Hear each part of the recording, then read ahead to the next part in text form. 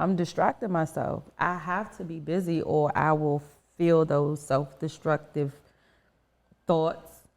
I will have self-destructive thoughts because I'm still stuck in a time that I haven't gotten past. So the best thing for me to do is stay busy. These kind of relationships that get disturbed when we don't take the time to know what it is to sing, to know how to get close to the mic again, but it's singing doesn't make it happen, or maybe. Welcome back to TuneTheFork. I have with me today April. Can't say her last name because it really is irrelevant. Well, I do go by April Nicole. April Nicole. Business. Yeah. Okay, April Nicole. Yes. I've known you for quite a while, out and about. We met at Lounger 3 when I was DJing and you were bartending. Yep. And then we just stayed in contact. I found out you were this awesome, creative person that also had ass-kicking, cooking tendencies. And so you do a lot. And at the risk of me messing it up, do you mind sharing? No. Okay. So my first passion, I'll start with that, is my artwork. And that's on Instagram, that's art by April Nicole, art by _ April Nicole. Secondly is my culinary business. I do catering and I do the bartending still through the catering company. That's called Kitchen Addiction Catering. Okay. And then there's the bag line that my partner Dana and I started. That's Official Bag Ladies on Instagram. And what's the tagline? You make the bag. I wish more motherfuckers knew that. Yeah. And that kind of sort of it has three kind of ways you could receive it. The most important is you make the bag does not make you. Meaning money-wise, financial-wise, getting in your bag, business-wise, making decisions, setting your goals, your ambition, your drive, all of that. And then also, you make the bag doesn't make you. We don't always have to have $10,000 bags to be fly or to be validated or any of that. You make the bag, plain and simple. Gotcha. And then the third, literally, I make the bag. I literally paint all the bags. So I love that. So, I'm sorry. Go ahead. And then it was one more business. I have like a million businesses, but those are the main three that I'm focusing on right now. And what's apparent immediately, if anybody, once they can get past the way that you look and your personality, because you are a beautiful woman. And if you can't, most people probably focus on that, and it's probably one of the annoying parts about being a beautiful, driven woman, and it's annoying to some dudes. It's just simple in that way, but you hustle. You're always creating something. You're always coming up with an idea. It's one of the things that I connected with the most when I first met you. You were always thinking about ways of being creative and expressing yourself. And I gravitated just towards that because I was like, damn, she ain't just out here just resting on, whatever. She's really trying to figure out a way to make it. Right. Have you always been like that? I have. My first hustle, I guess, was when I was like 14 in junior high school. I went to Brown Junior High School in Northeast. I would, because at this time, this was 94, so the whole, how the nail industry is crazy now, it wasn't like that back then. So I would buy the, what do you call them? The artificial nails from the beauty supply store. I would take them to school during lunchtime. Whoever wanted their nails done or design, I would size the nails to their fingers, take those 10 out, take them home, paint them, design them, bring them back the next day, glue them on. And it was like $20. So that was like my first official like figuring out how I could make money from the things that I knew how to do, which was art. That was my first passion. And then my grandmother, she stayed on our ass about like cooking and cleaning and stuff like that. So when I was about 16, I could say I started cooking for my family because my mother wasn't having it. So I had to have food ready for me and my younger sisters and her, you know, when she came home from work. So I turned that into a business. Are you the oldest? I'm the oldest Out of three? out of three. What's the ages? I mean, age difference, rather. The middle is 2 years younger than me. Well, I'm 42. One of my sisters is 40. The other one is 36, I believe. Yeah, 36. Which one has the nephew? So the 36-year-old has the nephew that you see a lot. Okay. But the middle sister, she has 3 sons too. Okay. So I have 4 nephews. Because the one you be like, that's your road dog. Yeah. He's older now, so he don't. Was he 16, 17? Yeah. Okay. So he don't fool me. Shout out to you, brother. If you watching this, I can tell your auntie loves you. And y'all gotta. Dan the man. I love my aunties, boy. My mother was one of 9, and my aunts and my uncles was like, they were like big brothers more so than big brothers and sisters more than they were like actual like aunties per se. But on some of the stuff that you post online, I get the feeling that you and your mom got a real close relationship. We do now. When I was growing up, it wasn't, I wouldn't say we weren't close, but we're closer now that I'm an adult and I understand her in the way that she was with me and towards me when I was younger. When I was younger, I just wanted out. I just wanted to get out the house and get away because it was a lot. I had a lot of responsibilities at a young age. And so I always thought like, you know, I missed out, so to speak, on my teenage years because I had to cook, I had to clean, I had to do my sister's hair. I had to be like a second mother, you know, so I couldn't stand it. You're a teenager, you want to be out frolicking and doing whatever in the streets. Yeah. And I couldn't do that. My friends could do it, but I was the one that could not. And if I even tried, I would get punished. And the era in which we were raised, most of our friends weren't getting punished. Their parents, I'm not going to say didn't give a shit, but they weren't like my mother was. She was strict. Yeah. And in all fairness, of course, it was for a reason, but I didn't know that until I got older. So we're a lot closer now because I get it. Was your pops around? No. Okay. Nope. He was around for his other 3 daughters. So I don't know how I got. And he tried, like, once I got older, but it's kind of, I don't know if it's me being a Cancer or just a normal human being, but when he did try, it's kind of like, it's no connection. I don't see the point or the purpose. And I tried, but even it still was nothing, like, I don't feel anything. It's nothing there, so. Yeah. And I kind of think, too, there's still some sort of resentment in the fact that, you know, he wasn't around due to the drug habits. I was born in 1980, so you know what that was like in DC. Yeah. But still, for me, it's like, you know, for a person to say, you know, my mother would say, oh, well, he was on drugs, or maybe that's, you know, but he was still a crackhead father to the other 3. Not saying that I needed that, but if He was just managed flat to out be- absent with y'all? Yeah, so. Are you typically have these kind of conversations? What? I've had Okay. them. Okay.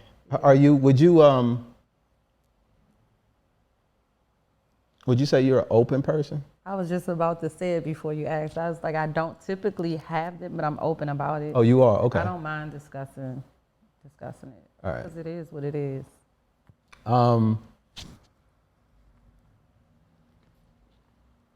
8 years older than my brother, and my mother was an alcoholic, and my pops wasn't around. And the resentment that I felt as a kid for not having a childhood because I was taking care of my brother and having all of these responsibilities. You know, an 8-year-old, a 9-year-old, a 10-year-old now look way different than them joints did back in the 80s. We was cooking, we was riding a motherfucking bus by ourselves, we was babysitting babies, and you know, the parents were doing the best that they could at those times and had to move around, and so much of that, there was so much responsibility put on the kids that I actually even started resenting my little brother. Yeah. Consciously, because I was like, to me, he was the reason why I couldn't go have fun. Not my mama, like my daddy not being there, but like him. And it strained our relationship, but especially because we had, there was an 8-year age gap. I was more like a father in a way too. And our relationship actually didn't get better, didn't become more of like a respect brotherly thing until recently, I'd say, maybe about like 5 years ago or so. But we struggled for a long time because, and I had guilt too. As I got older, I was like, damn, and I would look at him every now and then. I'd be like, I was a horrible brother. I would say that to myself, and he would be like, nah, man, you did a good job. But I just couldn't let go of the fact that I felt those ways about him as a kid when he didn't deserve it. I can relate. You posted something that I wanted to talk about to actually just get the jump off spot. Okay. If that's cool. On July 11th, last month, you posted a picture about, you know what I'm talking about? July 10th? On July 10th, you were released from a past, and you posted a picture of basically you being in a correctional facility. Let me take a step back before I say that. Okay. One of the conversations that sticks out to me the most between us, we were at Lounger 3, we were upstairs by the bar. Do you remember this? You probably, let me keep going. Had a few. Yeah, up there. And so we were up there, and I was like, I feel like I know you. You were like, you don't know me. You don't know me. You don't know me. And I was like, no, listen to what I'm saying. Listen to what I'm saying. I'm not saying I know the bits and pieces. I'm not saying I know detail, but what I am, there's something about you that feels familiar. And I didn't, does any of this ring a bell? It will in a second. Probably to me, because I never forgot the conversation. And it's one of the reasons why, for people who don't necessarily know, I'll leave that alone. But there's a familiarity. Your energy and your spirit feels very familiar to me. And one of the reasons, and what I have found in my life path is most of the time what I'm connecting to is people's pain. That like just really just sticks out. Not to say other things aren't present, but there is a way in which their pain shows up that is very familiar to my pain. Okay. So when I was saying I know you that day up at Lounger 3, it was the pain or whatever. It was something that I was connecting to that I was like, oh, okay, I feel that. Didn't know what it meant. We've had subsequent conversations, but we never really had a chance to talk and like for me to get to know you in the detailed way. Right. So a part of this is kind of like hoping, asking if I can get to know you like in that detailed way. So that a lot of the things that I feel connected to you on can actually make sense. Okay. If that makes sense. It makes sense. Okay. I'm cool with that. All right. So July 10th, 2008, Yep. Don't tell me about that day. Tell me how you got there. So short version, very short version is in 2000, March 3rd, I believe, March 6th, some first week of March, 2004, they had did a sting on 18th and M Street in which I had been involved just with the whole, I am very close with one of my first cousins. And so they had been investigating this area for a while, apparently. I think we kind of knew, but at that time I was 20. During that time I was 23, 24. And I had just, how I even got in the environment was because I was trying to escape an abusive relationship. And I came to my cousin. And from me coming to him, we just stayed like that. We've always been close, but I just stayed up under him from that situation because I felt that was the best protection for me. And that turned into just a whole bunch of illegal activity, hustling, going out partying, just living street life. And so, yeah, when they came to do this raid or whatever, I so happened to be in the apartment, in one of the apartments, because they did a bunch of, it was like 30 of us that got locked up on that case. But they were initially looking for my cousin, of course, but he wasn't there, I was. And so when they knocked the door in and all of that, I was there asleep. So yeah, they found a whole bunch of stuff. Some stuff I knew was there, some of it I couldn't believe was there. But it was what it was. It wasn't like I didn't know what was going on or what I was involved in. And so, yeah, I had to go through the motions of court. We were in court for like 4 years. And I just had to be accountable, to be honest, when I took a guilty plea. And during the court process, during that 4 years, my lawyer, she advised me to make my situation look better. I was working. I was working 2 jobs, and I ended up going to the Art Institute of Washington. I was only there for like 3 weeks before I had to withdraw because of the court situation. When I took the guilty plea, I thought that I would just only get probation, but the judge still gave me 6 months in federal prison time. So that's how I got there. And from the stuff that I was doing that didn't have anything to do with the case, I was doing some other stuff that my cousin didn't even know about. I was in another world of like stuff, like white collar stuff. Okay. So when that happened, I was like, you know what?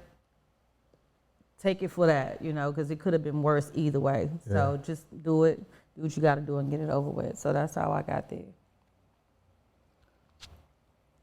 When you were in there, were you focused on like doing something different when you got out, or were you just going to be like, what was your plan when you were in there that you can remember?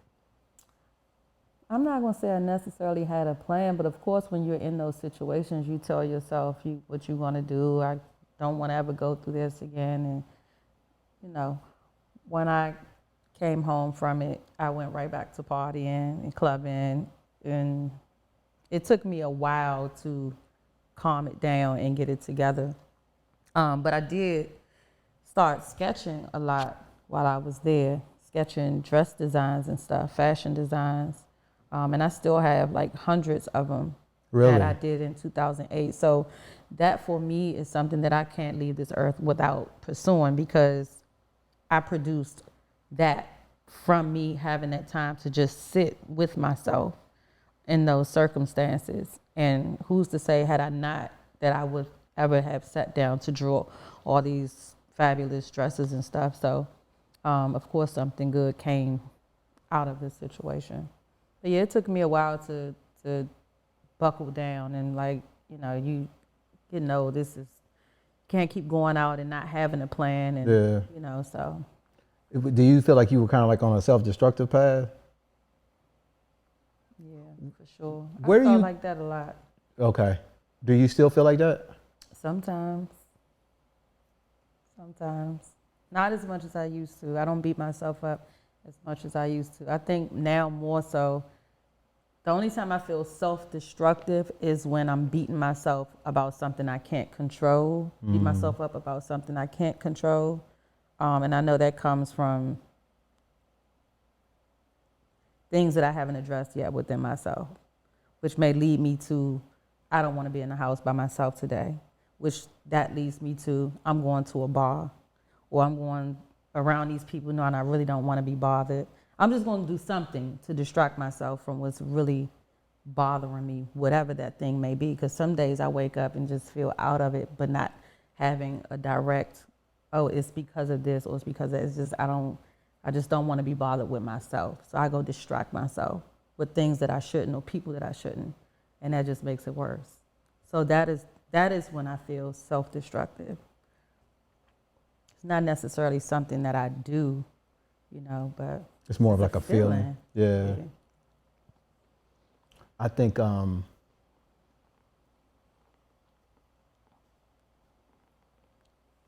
it's funny because I remember when I used to have moments of like happiness or stability, that shit would be so motherfucking uncomfortable.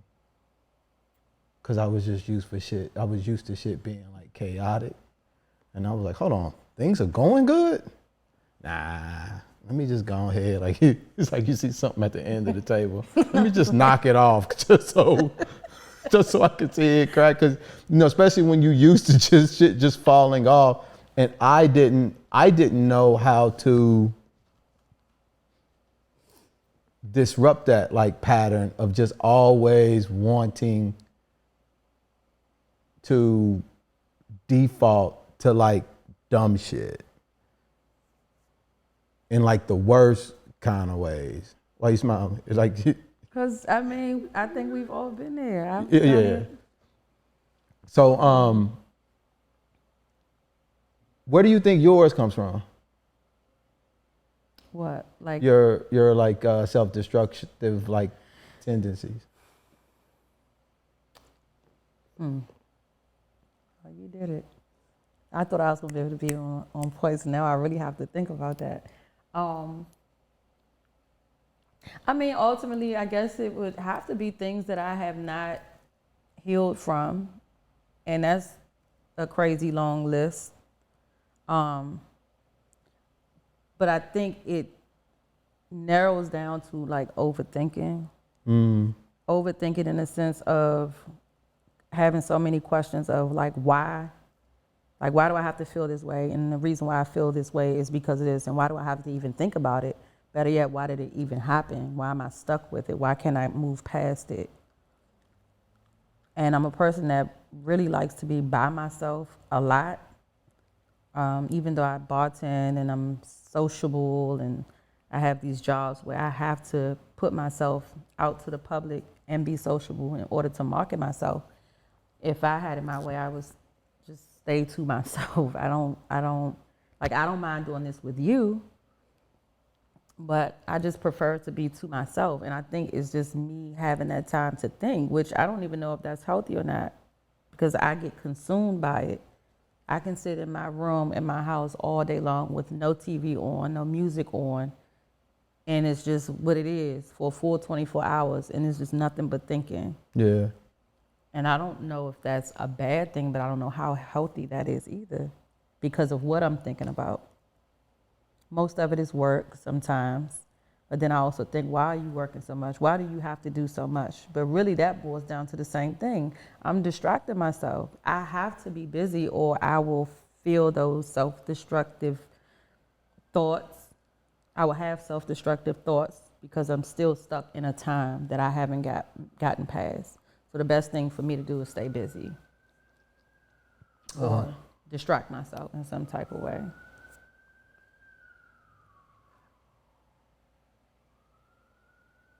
I think that might be what I was connecting with. Because I'm the exact same motherfucking way. And it's weird because I'm in sales, right? I hate people. Why am I doing something Why am I doing something that puts me in a position to deal with people and I don't fucking like people? Or at least this is what I would, you know, kind of like tell myself. And everybody would be like, oh, James is, you know, you're cool. You're out. And the minute the lights will cut off and I'd be at the motherfucking house, it's just like it's exhausting. It's exhausting. And like you, I wasn't dealing with some shit that I needed to deal with. And I went to therapy. Have you done any therapy? No. They put you, when you get these cases, you know, if it's guns, weapons, drugs, or any violence involved, you automatically, I think you kind of automatically have to do some sort of therapy, but it's not intense. They're not there to figure out. It's just something to have on record that they put you in it through for their purposes. Just to check a box. Yeah, so I haven't really done any real therapy. I've tried to do my own, which is self-destructive, drinking, partying, going out. And not to say that every time I do it, it's because of a thing. Because of course I do it for enjoyment too. Yeah. But that's how a lot of my destructive ways started very young, with drinking, trying to escape things that I didn't even know what to address, you know, so. And you still feeling that kind of shit now, huh? Of course, even more now because I'm starting to understand more of it. And the more I understand it, is kind of, you would think that the more you understand it, the better you would feel about certain things. But now that I'm aware and I understand more, it's even more hurtful to me, which is worse. It doesn't, I don't know, it's weird. It's worse, actually. When you think about certain instances or people who have done certain things to you. When you're young, you may not get it. You may know that it's wrong or this ain't right or whatever, but you don't know why. But then you come into yourself and you look back and like, oh, so this is what you were really doing to me, and this is what you have done, or this is what that experience has done to me, and it's not better. It's not. And so no, I've been thinking about it, but this is a good start for me. Okay. You know, as far as therapy is concerned. Have you ever said any of these things? Have you ever talked to anybody about this stuff? Yeah, friends that can relate. You know, I have a good handful of friends that I can confide in and know 1,000% that they're not listening to go talk or listening to judge, or they're not just sitting there, not even listening. So I do, but that's a very small handful of friends or people that I can trust. What do you,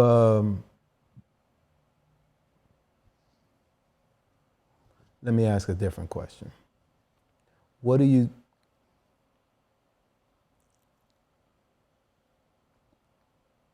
is there anything you plan on doing differently to try to get a different result?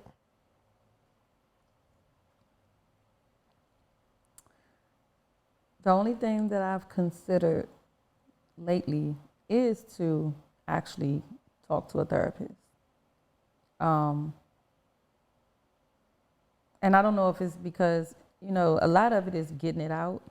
And I get it out to my friends. I'm getting it out to you. And you'll give me your feedback. But I just kind of, I guess, want to hear what a professional person who studies specific behaviors and thought processes and whatever. I do want to get some feedback on, you know, what they will have to say and any advice or whatever in the way that they could kind of advise me to do things, to process. So, are you getting tired? I am. I'm getting tired of yeah, I'm getting tired of the way that I don't want to say self-medicate, but the way that I deal with shit, I am getting tired of that. Because it is draining to repeat things and then wake up hungover from a night of having a great time, but really knowing it's stemming from, first of all, it's expensive to keep going out. Different things can happen. You may have the intentions to just get out, have a good time, meet people, whatever. But even in that process, you running from something, other things have happened. Yeah. So it's like you're making your situation worse, for real, April. And I do have talks with myself. I don't mind that. Yeah. It's times I'm like, girl, you really need to chill out. And then I'll try to do my timeouts. I do my cleanses, my 30 days of not talking to this or not reading this sort of stuff, not on social media as much. Focus on this. I do that, and that helps a lot. But then it's, you get, I don't know, I go back to it. Yeah. Which is not true. I'm not out here trying to be a nun at any point in my life, but I do want to get better in the way that I process things. I think one of the things you said that was really fucking dope, personally, that it took a long time for me to get. I'll be 46 next week, so I'm a few steps ahead on the road than you, but is the beating yourself up piece. I didn't know how critical that was to the conversation I was having in my head to make the feelings worse. It's like, it's one thing to just go and like knock this thing over, but I'll do that one thing and then spend 3 fucking weeks just whooping my own ass because I did that. When I really could have just knocked it off and looked at it and been like, okay, you knocked it off, and move on. Yeah. That's the piece that I have gotten a lot better at doing. Acknowledging what something is, having the best intentions, and then just letting it go. Like the letting go piece has been a major. Yeah, that's a big deal for me. And I had to start with my mom, crazy enough. I had to let those feelings about her go. That I didn't get what I needed. That I felt all of these other feelings that contributed to the stories I was telling myself about my bullshit. And I'm always have my bullshit, like the bullshit don't go away. It just be, you just find different ways of seeing, you change your relationship to the bullshit. Because bullshit is just as necessary in life as the opposite of bullshit. It's just because it makes it, it's what makes it all kind of like dope in a way. But I just started having a better relationship with my mom maybe like 2 years ago, like a real one without like a lot of that bullshit that I was carrying over. Because it's weird how much of this shit connects that you don't really realize it connects. Like I was telling you before we started, sex with women and a bunch of wild shit. Like all of that shit was just connected. And I didn't get to a point. One of the things that stood out by what you were saying is I felt tired. I was exhausted of the patterns that I were creating. I think what was different for me is that I had other people, i.e. women, who were wrapped up in my patterns, whose time I was wasting, whose, hearts I was fucking up and playing games with and shit like that. And the pain that I was causing other women was like, okay, like I got tired of beating myself up. Right. And I think once you make the decision to like actually do that, whatever it is, even if it's going to talk to somebody, you'll find a way to manage it like long term. but that piece of not being able to not beating yourself up is really huge. It's just important.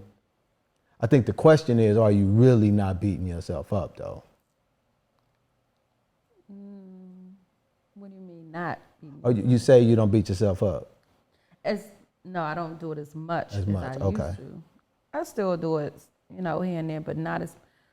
I really kind of. It's crazy because as much as I have those feelings that lead me to the beat myself up part, that's like guilt and anxiety and all that type of stuff. I still have just as much as a fuck it demeanor too. Good. It is what it is. Like, that's my favorite thing to say. It is what it is. And I think that part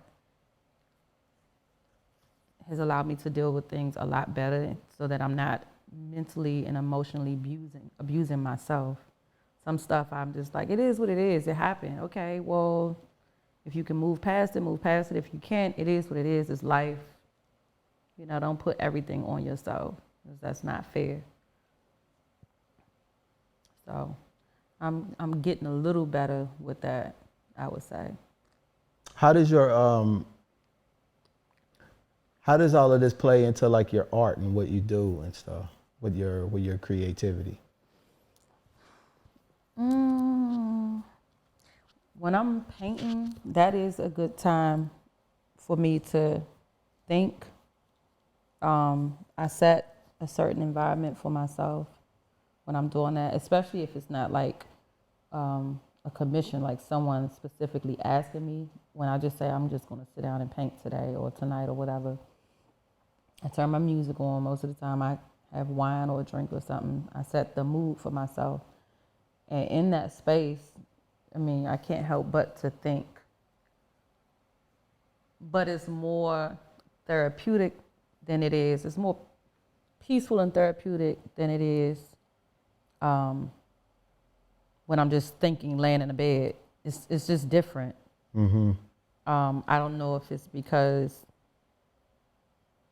I'm creating and I have a vision for something, so I'm being inspired, I guess, by whatever my thought process is to complete something.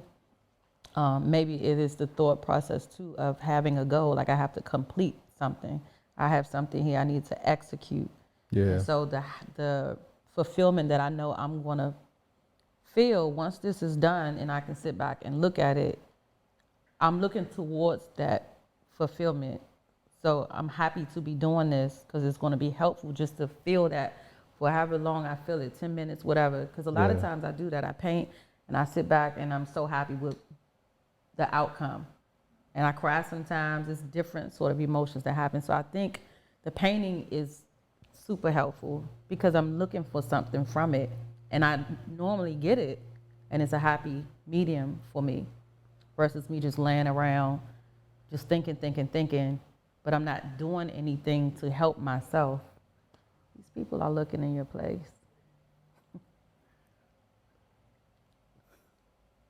That was weird. Did you? Oh, you didn't wave. I'm looking right at you. I was about to do like that. But so yeah, it's the painting is helpful. When I'm cooking, same thing. Really? When I'm cooking, it's the same thing. I set a mood. I turn my music on and stuff. But a lot of times, I'm tuning the music out because I'm thinking while I'm working. But I think the cooking part is more like the nostalgia from that connection I had with my grandmother, because she made us pick beans and do all this stuff at a very young age.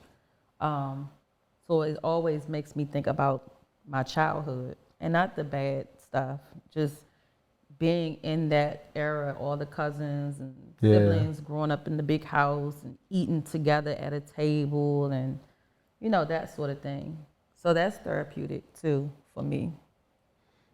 Doing business in general is therapeutic, and most of it is not really get the money. It's just the fulfillment of executing something for me. I think completing something. And I think I've had so many periods in my life where I started this and started that and fell off, couldn't finish. Now it's just that fulfillment, that feeling I'm going to get knowing you got it done. or you did something right this time, or somebody's happy with the result of what you did, a completion, you know what I mean? So maybe that is why it's therapeutic for me to do some of those things. And you strike me as a get shit done kind of like person. I am, but I procrastinate a lot. And even when I tell people, like, I beat myself up, one of the things that I beat myself up about now is I feel like I'm not doing enough. And people always had a reaction like, well, how much more? But I don't feel like, I think I know the potential that I have to do so much more. And I think I need to stop putting it on. You could have had this by now, or your bank account should be this by now, or whatever. You know, I have worked on that too. But I know the things that have gotten in between me getting to certain levels. I'm fully aware of where these things kind of get a little fuzzy for me. So I'm cool with that because I know what it is. I just have to fix it. I just have to press forward and get it done. What if, it's going to be hypothetical. Mm-hmm. What if that voice in your head of saying you could be doing more is like your mind's way of saying it's not how much you're focusing on, but it's what you're focusing on?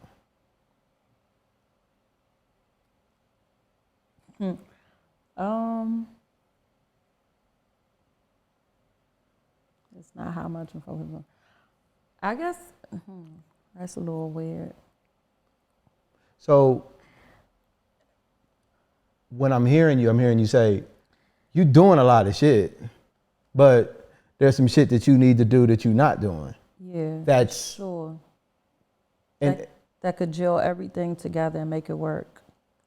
That you're telling yourself subconsciously, okay, yeah, you're doing all of these things, but there's this one thing that you need to really motherfucking get cracking on that you ain't getting cracking on for whatever reason. And that is that's what you're telling yourself. Because I think on the surface, I don't think anybody is going to be, there's nobody that's going to look at what you're doing and be like, you ain't doing a lot. Like, and that might be why but you know. Yeah, I definitely know. You know what's underneath the rocks. You know what I'm saying? You might paint that motherfucker. It might have a nice mural on it and all of that. But, you know, inside yourself, you're like, okay, yeah, you painted the rock. Now you mind lifting that motherfucker up so you can see what's underneath there? Because, you know, now that's when the work begins. Whatever that fucking means, you know, to whoever. Because that could be what you're calling procrastination, maybe. I don't know. No, that makes sense. And like you said, like most people, like, what do you, like, how much more can you even handle? And people always, you doing so much, how do you have time? And it drives me crazy because I like to be humble about it. It's like, no, I'm not doing nearly as half as I really could be doing. I don't know if that's even logical, but that's how I feel. Like, it gives me, even just now saying it to you and thinking, like, in this moment, I know it's so much more, and it gives me anxiety that I'm not, but I also know what I have to do. Like, I know what I could be doing, and I know how to get there. It's just getting through the process. And really, that's just, to be honest, that's just like cutting some shit off. Stop doing, it's really what I need to stop doing to get there. Whether that's, you know, going through not a complete isolation, because I still have to deal with people in order to get my bills paid. But, you know, the isolation of the stuff that's really not necessary, not when I say I need this and this is what I'm trying to do. And that's a difficult process. But I know if I did that, even if I say I'm going to give myself 6 months to strictly work, deal with people that I have to deal with, but cut off the extras.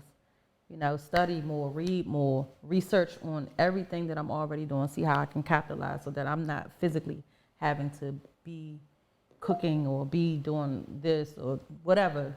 I can have a team over here doing this while this is happening. I shouldn't be running myself all over the place like I do. And it's tiresome in a sense, but I don't have to do half of the stuff that I do, but I know I can do all of them on a way different level if I balance out my lifestyle, and find some healing and figure out how to process, my distractions and my vices and all those things. Are dudes a vice? Are dudes men? No, hell no. Women? No. Oh, okay. I had to, it's No. 2022. It's like, and that's the thing too, like, when I'm in the way that I am, like, right now, I don't want to be bothered with that. Like, I can't entertain. I can do it temporarily, but I'll make it known, like, I'm really not looking for too much right now because I can't. I'm focusing on getting through some stuff to get where I need to be. And when you try to, I'm not going to say all the time, because sometimes you can meet people who can actually be a great asset to many aspects of your life, but I don't know if it's a selfish thing or what, but it's kind of like, I don't want to, because I did it. I was in a relationship not too long ago, well, almost, it's been almost like 2 years. But that can be a distraction, depending on, who you allow to come into your personal space. And I'm the type of person, with anybody that I care about, I'm going to overextend. What you need, you okay? Even if I'm not getting that, that's just how I am. And then I take away from myself what I could be giving myself. I'm dumping it on someone else. So when you say distraction, a distraction from what? What I need to be doing for myself. And what do you need to be doing for yourself? Improving in many areas. Everything we just talked about, figuring out how to capitalize on all my businesses, figuring out a way where I don't have to physically do everything that I know how to do, where I can hire and trust a team of people to have this going on over here, and my account is going where it needs to go in this area, and now I got these over here, versus me, April, having to physically be everywhere at one time, because that's how it feels sometimes. And if I have somebody around, my conscience is telling me I have an obligation to make sure that, and that's a lot, because now I'm managing my businesses, I'm managing my personal life, and I'm managing somebody else's emotions and whatever else they bring in. That's just a lot. I'm not there yet. When the last time you say you was in a relationship? A couple of years ago? Mm-hmm. Kids were never on the table for you? Kids have always been on the table. Now it's kind of like, if it happens, it happens. If it doesn't, it doesn't. But I'm not thinking about it as much as I used to, because, again, it's so much stuff I'm figuring out now. Like, even that relationship let me know, girl, you got a lot of shit to do before you can give your time and space to somebody else and take on whatever they bring into. So kids, like, right now is not a thought, because I don't even have a head start in that process. I'm single, and even getting to know somebody in this day and age is a lot of work. You get into something, you don't know what you're really getting into these days. So I don't think about kids as much as I used to.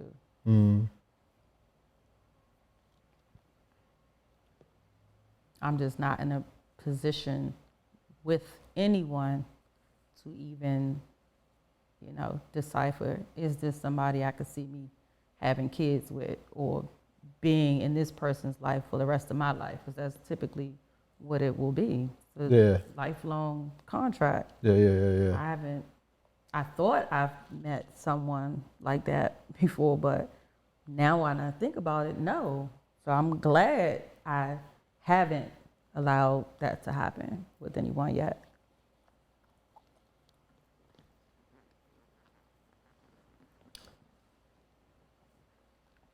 Do you feel like you have had good relationships or good examples of love in your life?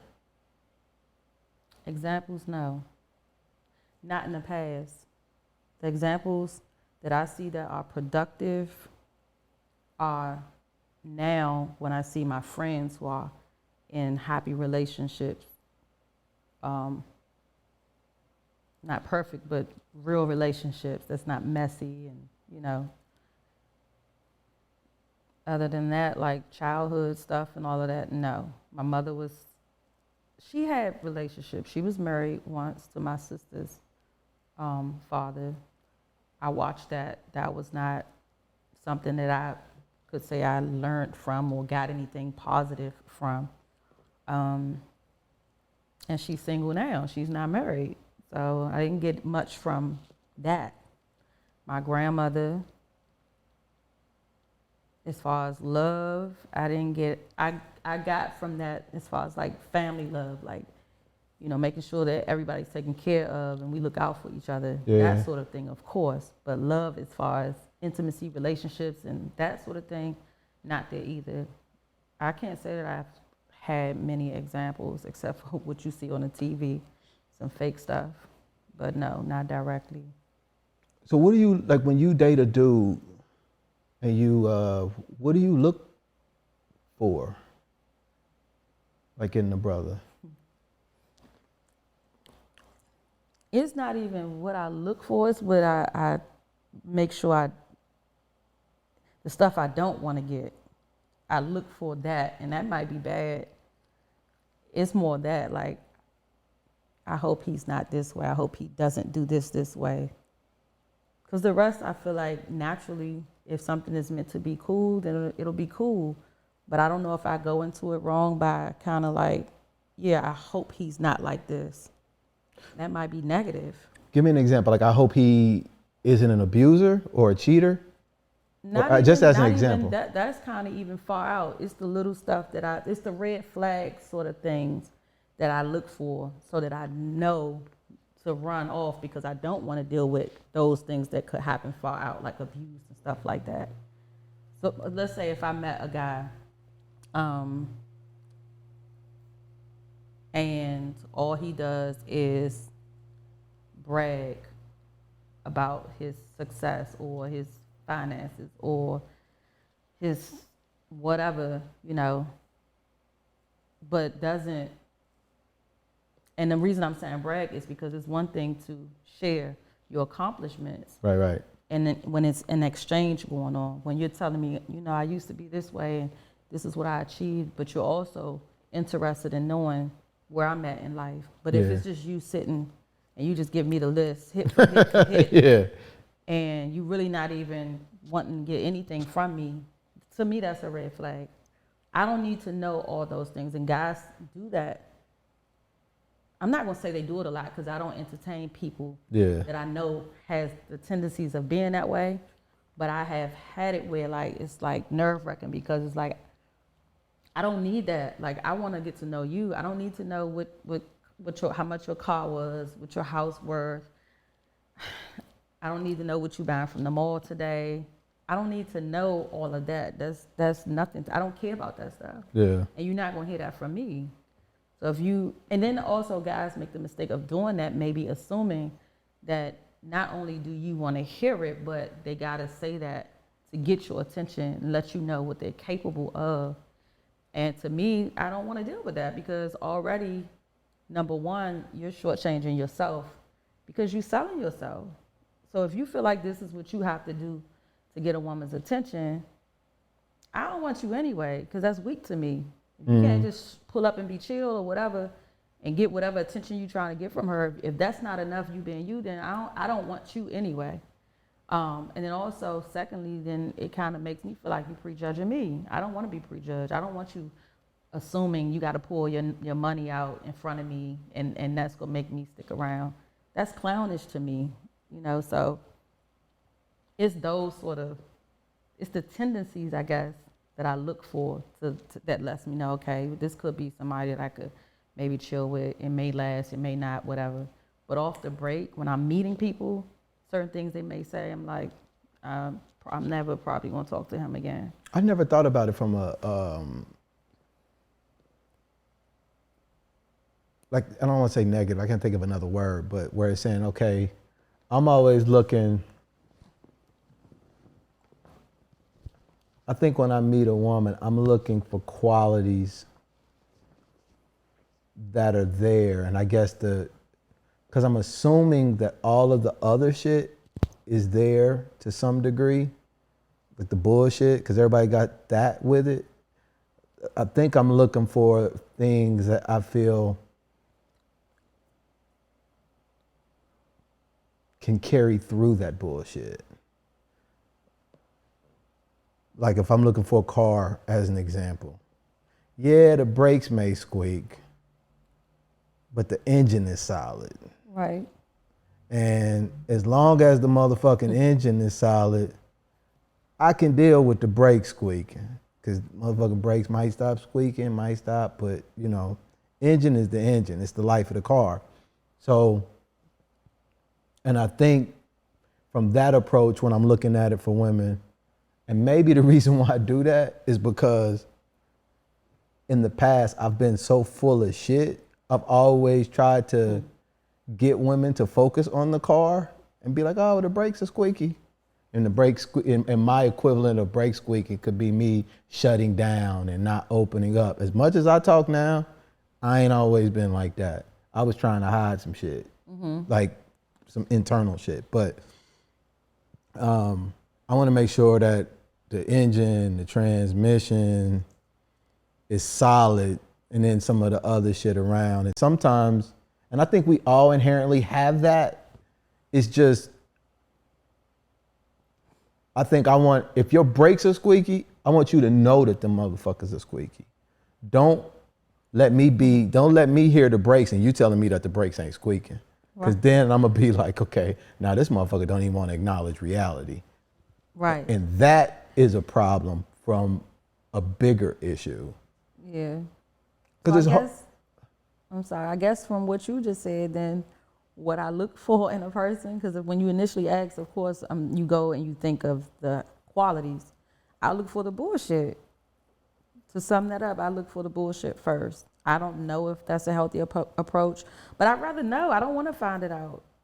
Like kind of what you're saying. Like if a person's like approaching you with, but don't we all got bullshit though? Like if you only looking for bullshit, it's there. No, I'm saying the bullshit that's going to lead me to like, okay, here's another one you wasted your time with. Because sometimes I've been in situations where I've ignored red flags. And I've made excuses like, okay, and I'm not perfect. I might have had them too, but I made excuses because I'm just like, okay, well, don't be so cut and dry all the time. You know, maybe it'll fade away. Or maybe if you say something, they'll, you know, but doing that, like ignoring things that you see, like, this gonna be a problem, you know, and not addressing it or just, and it may seem small, but small stuff just leads to bigger things. And so now I don't want to go through that anymore. So I look for that. I look for the bullshit first, because I don't want to be with somebody and think, okay, I definitely don't think I can change anybody, but we can work together on some stuff. You know, but I don't want to do another however many years or months and like, girl, you knew this though. You knew he was like that. You knew that first day when he was doing this or saying that, but you kept making excuses. And it's for not, you make excuses because you see what could be, you know, and I'm not perfect to cut somebody off every time they do some small thing that I don't like. Yeah. But I am going to say something to see, like, hey, this doesn't work when you do this. This makes me feel a certain type of way. And if I address it or I let you know and it doesn't change, now I'm dealing with, you don't respect me. You don't really fuck with me. You don't really love me, or you don't really like me, or whatever that is. So I just don't want to deal with that. I got you. When I get into it, I'm into it. I put a lot into it. And I hate the feeling of, my time was wasted because I don't have a lot of it. I'm trying to do shit for myself, So for me to even allow somebody into my personal space enough to cut everything else off on a personal level, if anybody thought they had the potential of, courting me or being with me or whatever, if I meet somebody that I'm like, okay, this could be something solid, whatever, all that's getting cut off. I'm not gonna play the game and dwindle them out and slowly. I'm not gonna do that. Like slowly let this one fade to black just until I see. I'm not gonna do it. I'm just gonna cut it off. Say, all right, this is what we doing. Let's see where it go. Because I still got my other stuff to manage.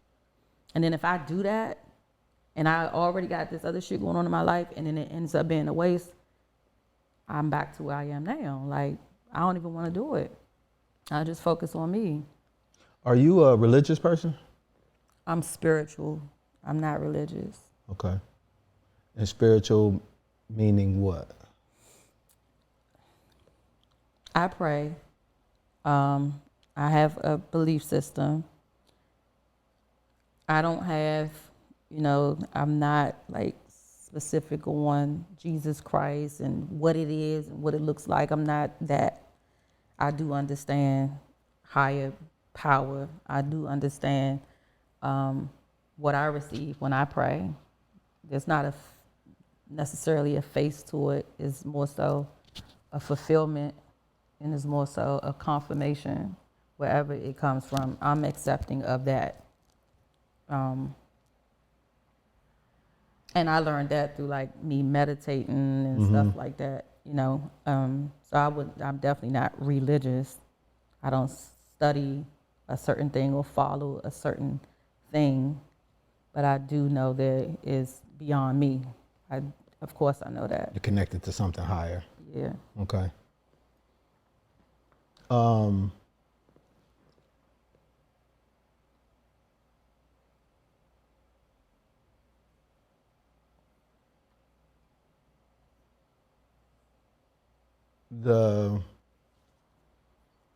trying to.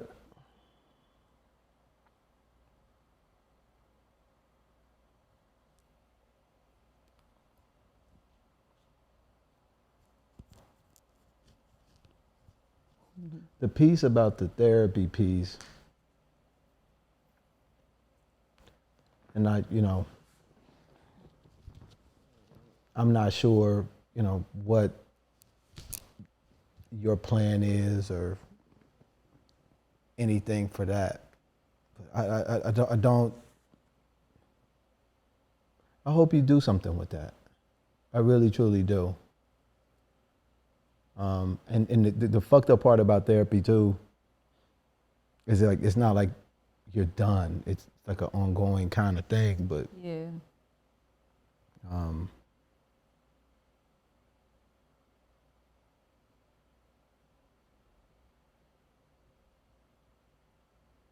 Yeah, it's weird because it's something that I want to say, but I don't know how to say it.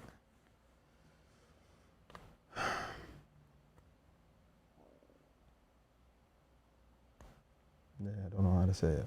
What I do, like outside of the formal, professional therapy, I do and I probably need to go there first to even start the process of where I want to go for myself.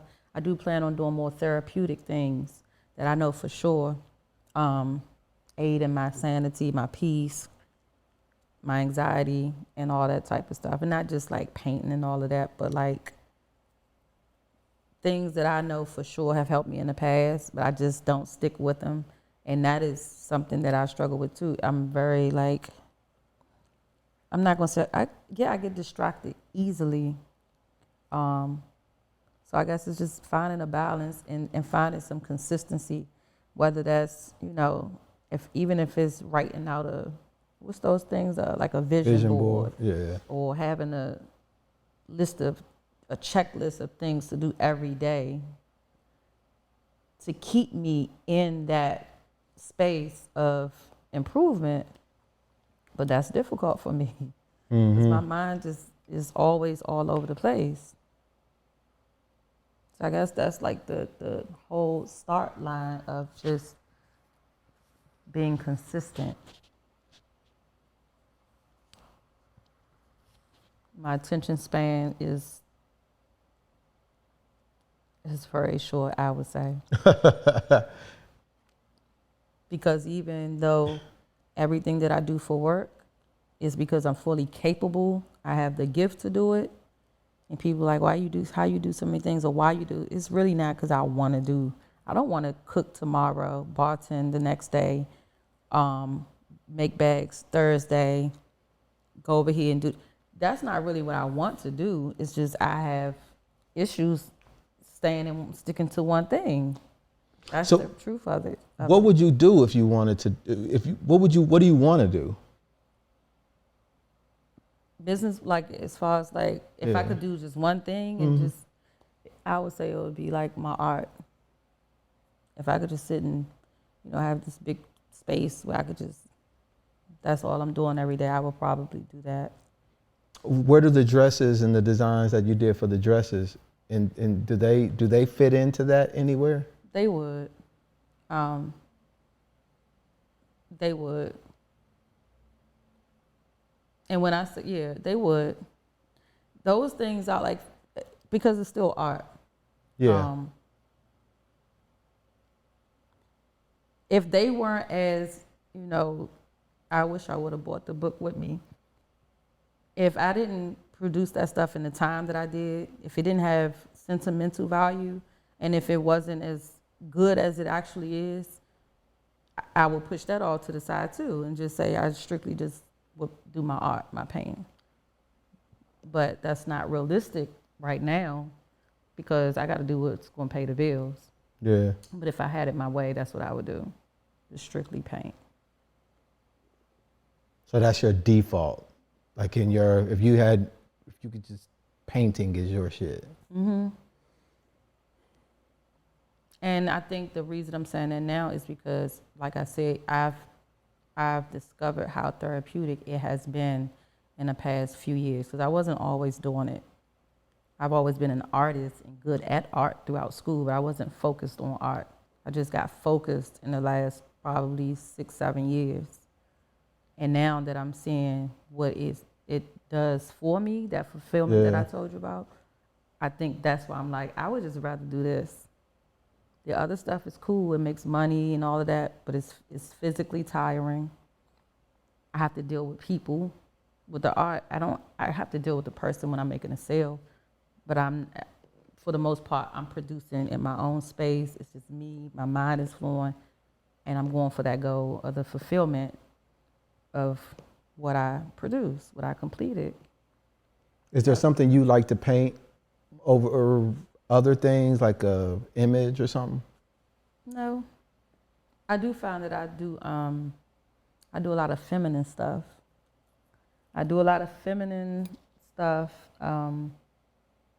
And it seems to be a lot of emotion in it.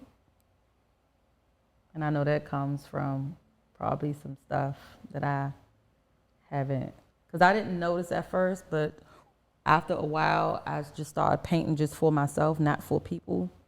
And every one of my paintings I looked at, like, all of them look beautiful, but there's some sadness, there's some pain, or there's some emotion, whatever that is. And when people start to ask me about it, I'm like, yeah, so I'm painting from somewhere, which is cool because that's what people buy into. Yeah. They want that connection of whatever you had going on when you produce it. And I guess that is a part of the whole fulfillment too of getting that stuff out. Even if that's the result of what ends up on the canvas is some pain or whatever, but it's out in that moment. Two of my favorite artists are Marvin Gaye and Stevie Wonder. And Marvin Gaye is my pain dude. He's the dude who I use when I want to tap into my pain. And pain is something that I'm way more familiar with and comfortable with than love, way more. Why do you want to tap into your pain? And I'm not saying, because I never heard somebody say that, but that's what we do. And so, I'm not the interviewer, but like. No, hold on. I thought if we were interviewing each other, we wouldn't be talking. I thought it was a conversation. Okay, true. Yeah, we're conversating. So please ask more questions. But because it's the value that I give the pain. Pain in and of itself isn't bad. It's what I tell myself about the pain that makes it bad. We did a podcast called I can't remember what it was called, but it was about shifting our relationship to pain and how it can actually be, there's a lot that you can learn when you embrace it and understand it and shift your relationship to it that I didn't understand. And there's a reason why I gravitate towards it. And I've always gravitated towards it. Maybe it's the way I was raised as a kid. Maybe my experiences as a child has made me super receptive to that part of life experience. And rather than try to cut it off, like I've been trying to do, or ignore it, or act like it doesn't exist, why not lean, as opposed to turning away from that motherfucker, why not turn all the way back, look at that shit for exactly what it is, and just be like, okay, I see you. And in the moments when I have done that, what I've learned is that love is there too. And so I've gotten better at embracing the pain and not labeling it bad. So that's why I do it. Okay. What? So I'm just listening, and when you said you're able to, and that's a great ability when you said I'm able to go smack at it versus labeling the pain as bad. As you was talking, I'm thinking of certain situations that still bother me to this day that may have happened when I was a little girl or a teenager or a young adult. And when I try to say, okay, just go do what you just explained you do, like I said earlier, I try to understand it first. And I guess so I can forgive whoever inflicted that pain. And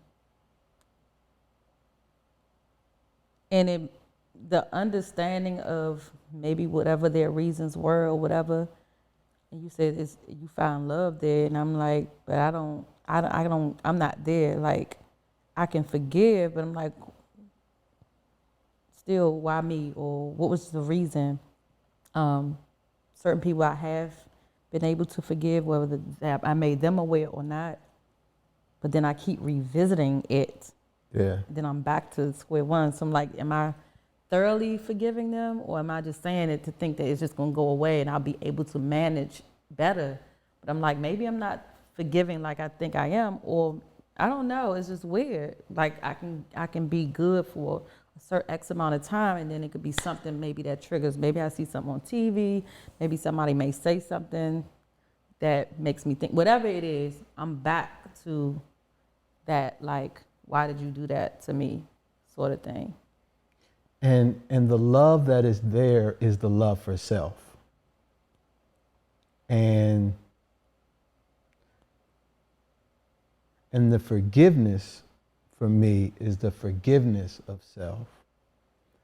I try to, a lot of times I used to tell myself that what happened to me was me and was because of me, when I would look at that pain when I was younger. Oh, that had to happen to me because it was all in my head, some way, shape, or form, a reflection of me and not anything else. So, because it happened to me subconsciously somewhere, I felt like I may have deserved it. Now, this is the mind of a 10-year-old, a 12-year-old, a 14-year-old, not fully understanding. I had a woman who came on, and her stepfather was doing some wild shit.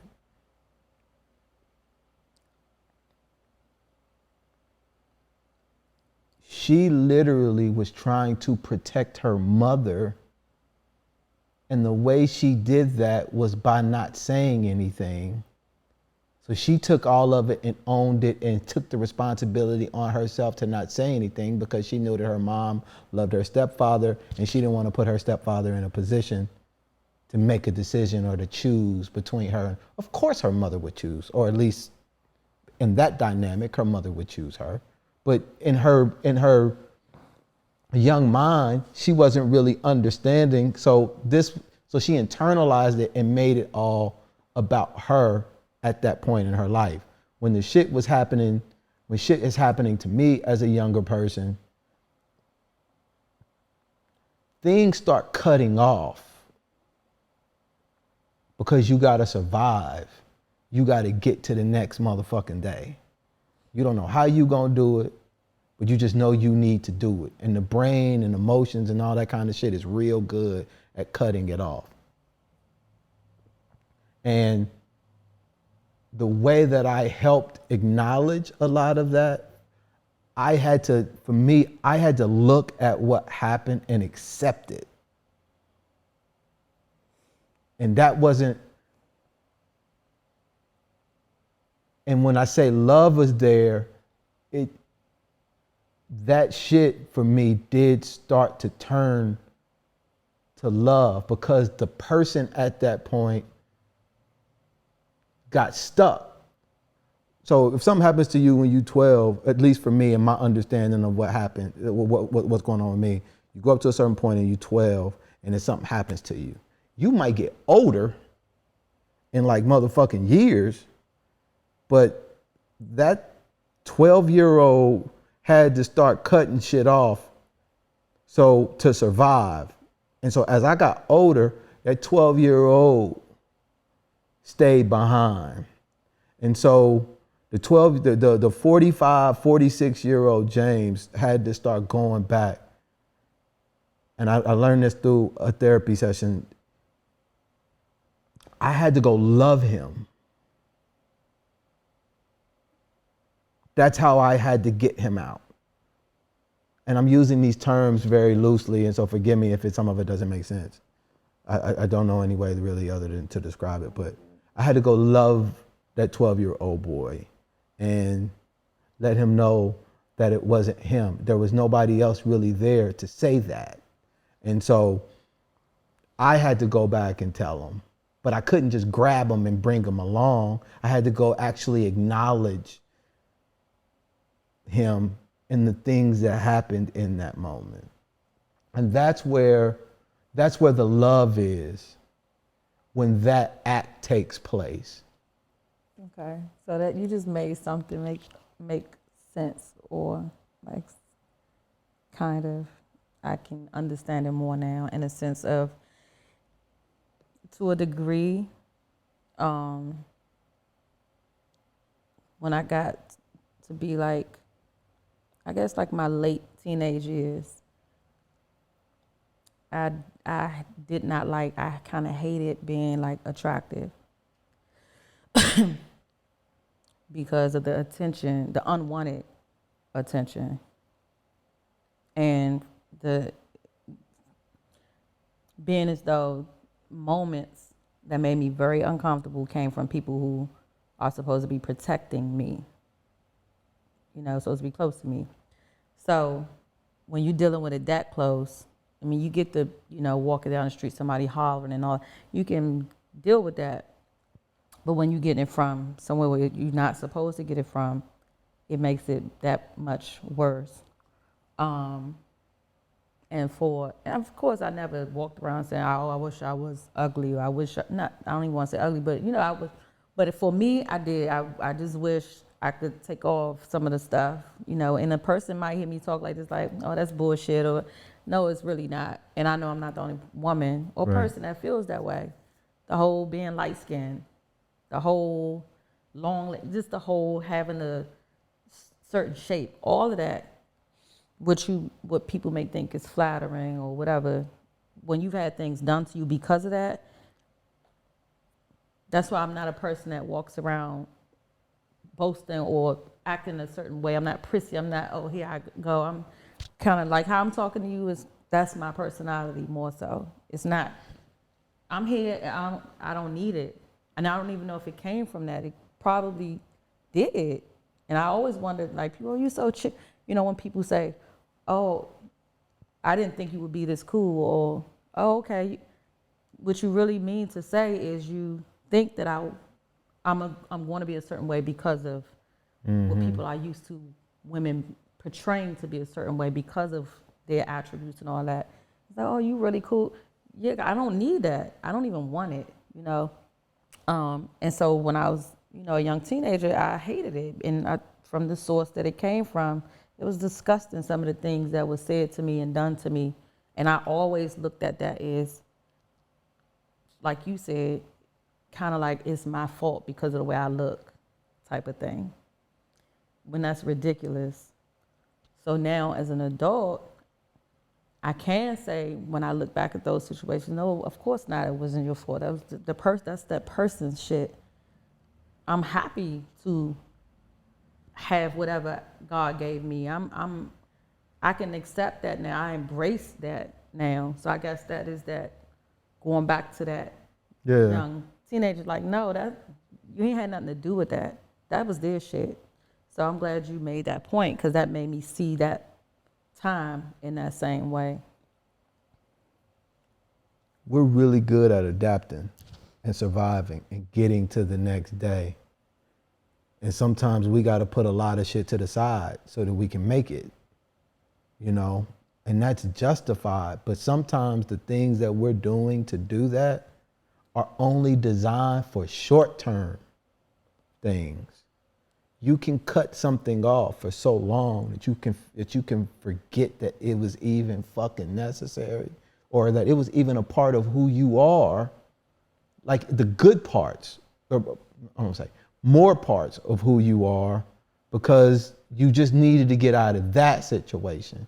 And now I'm out of this traumatic, let's say I'm out of the crib. I left the crib when I was 17. Why am I still running around this motherfucker at 55 years old, acting like I'm still in the crib at 17? I'm on defense. I got my posture up. I got my antennas up. I'm doing all of these things. I'm responding to the environment, even though I'm older, in the way that I was when I was 17 or 15 in that moment, not realizing that I'm no longer in it now. It was something that I had to do. But like my relationships with people, I would cut a nigga off in a minute. Like the minute I felt, if I sensed a sense of weakness, or you ain't a solid motherfucker. Like when I was in Kansas City, that was necessary, because you only be as strong as your weakest link when you in the streets and dealing with shit and doing shit. Now, I can extend a motherfucker some grace. 45. Okay, you're not perfect. I'm not either. Great, let's figure out how we can accept each other. But I had to literally consciously make a decision to be more accepting of other people, because I had this outdated, this 1992 way of assessing friendships. And it's a totally different time now. And I'm totally opposite of that now. I'm very able, and it's so easier for me to now, because I think I accepted so much back whenever I did from whoever I did. So now it's just when I see, and maybe that goes back to when you was asking me about what I look for in guys. The minute I see one red flag, is like, I don't want to deal with that, because it's probably going to end up being this. And I'm like, nah, I'm out, because I don't want to deal with not just the nonsense, but maybe it's the fear of just recycling those same old feelings, and my mind will like cut it off now, even though it might not even, I can't predict what it may be, but just to know that it could be that feelings that I just don't want to keep having to revisit, I just cut it off and run, and I'm out of there. Let me ask you, what red flags do you think you exhibit to dudes? That me shutting down. Now, there's a difference between red flags and fuck nigga type shit. I want to make sure that I'm clear, right? There is a distinct. I want to make sure we not adding. Okay. So I would say maybe like overanalyzing, maybe. And when I say overanalyzing, for me, with the person, I know I'm overanalyzing. And me doing that, it may make me break you down in a sense of, because I'm just trying to confirm my own thoughts or assumptions. So I'm leading conversations with what I'm trying to get to know if I'm right about what I feel or think of you, which could be a manipulation in a sense.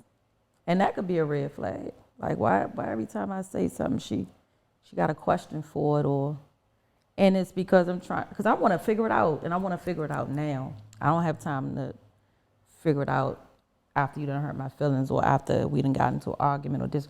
I want to know it now. And that, I'm sure that could be a red flag to someone. So you're not good. You're not comfortable with not having it figured out. No. And it can come off as having control issues. The not knowing stuff is a lot for me. And that's not just in relationships, just situations. What's about to happen next or what's going to come of this. It's like it gives me serious anxiety. So I'm sure that I have displayed that in getting to know people or in relationships, because I just want to know. I feel like I just got to know, and I got to know now. So whatever means of getting that out of you, I got to take. However, I got to figure you out and know how to get you to say what I need you to say. I'm going to do it. And you might really like that dude. But I'm still doing it because I like you, but I still got to know if I'm wasting my time or not. I still just got to know. It's always I got to know.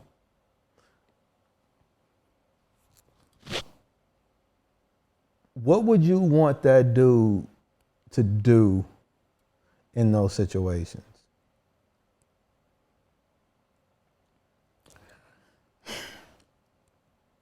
Lead, in which that most wouldn't know or think that I'm the type to allow someone to lead me or be submissive in a sense to a situation or a relationship.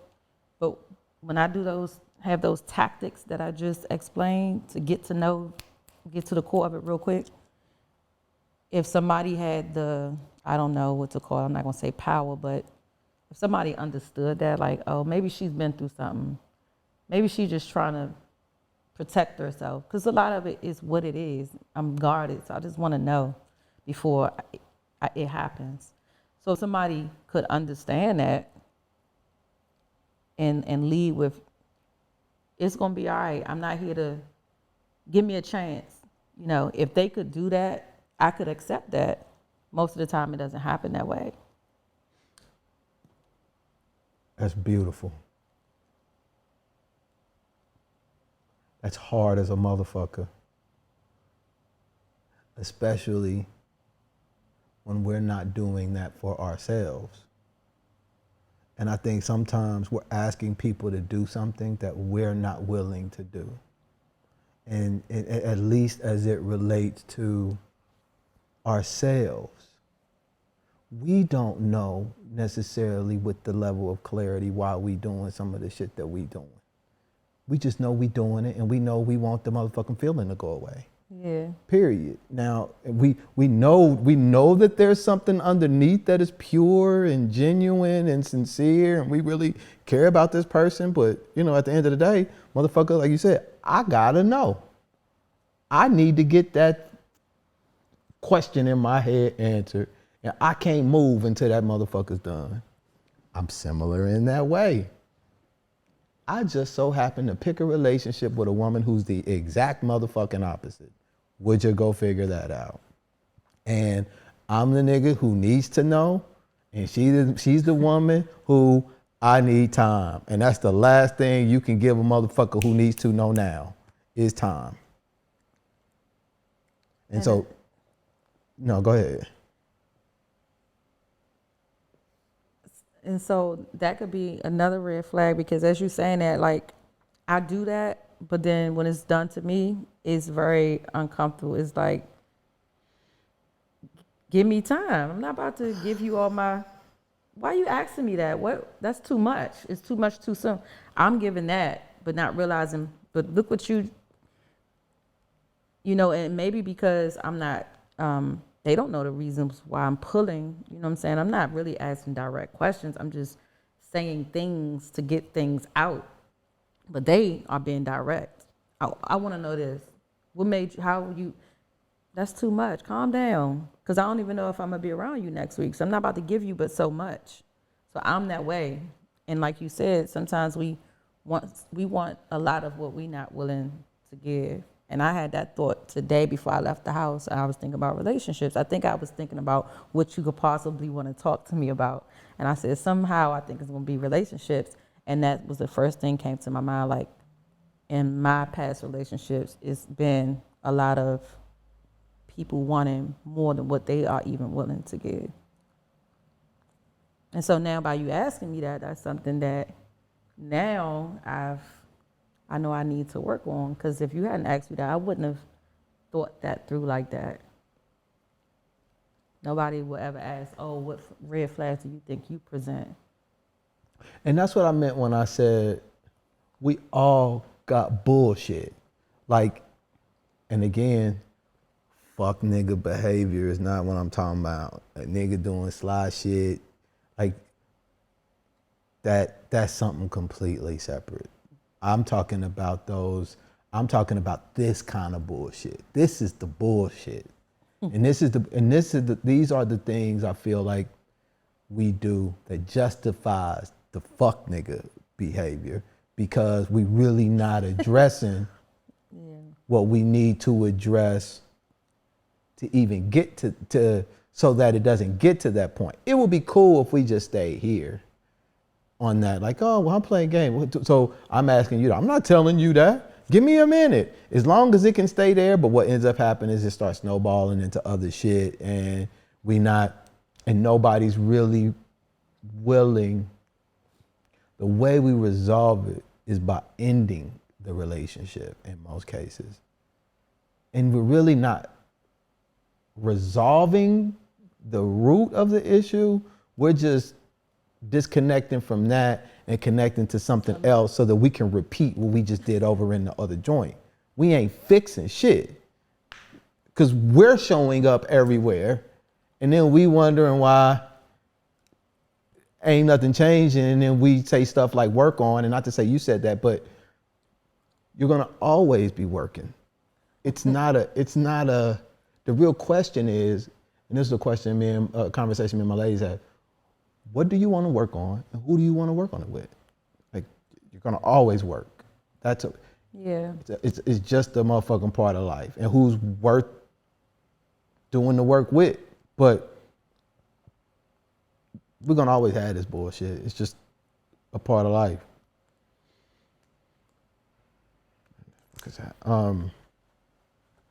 You all right? I'm cool. Just thinking. Why do most of your relationships break up? That's what I was just thinking about. We do this a lot. I think this how those conversations at the bar, that's how it got us here. But yeah, so when you just mentioned like patterns, like you taking your bullshit, you stopping it here, and now you gonna go fuck up somebody else's shit. Not fuck up, but I got you taking it over there, you know, and they probably got some too, of course. I think for me, is a feeling of not being appreciated. You know, it's the feeling of not being appreciated that always ends up making me have resentful thoughts and feelings towards a person. And I think the feeling that comes from me putting so much in, not expecting to have it equally reciprocated, but just it never feels like it's as much as it should be. or could be. I always feel like I'm doing far more than the next. Always. And I'm talking about from my younger relationships to my most recent one. Like I'm just extending myself way too far. Why do you feel you doing that? Probably looking for them to see this is what I'm giving you. I'm willing to bend over backwards for you. I'm willing to cut this person off for you. I'm willing to be affectionate, be all over you. If you need something, you got me. Like I'm willing to be, I'm doing all this probably one, because I'm not used to it being done for me. So I just want to give it because I got it. And I like being like that.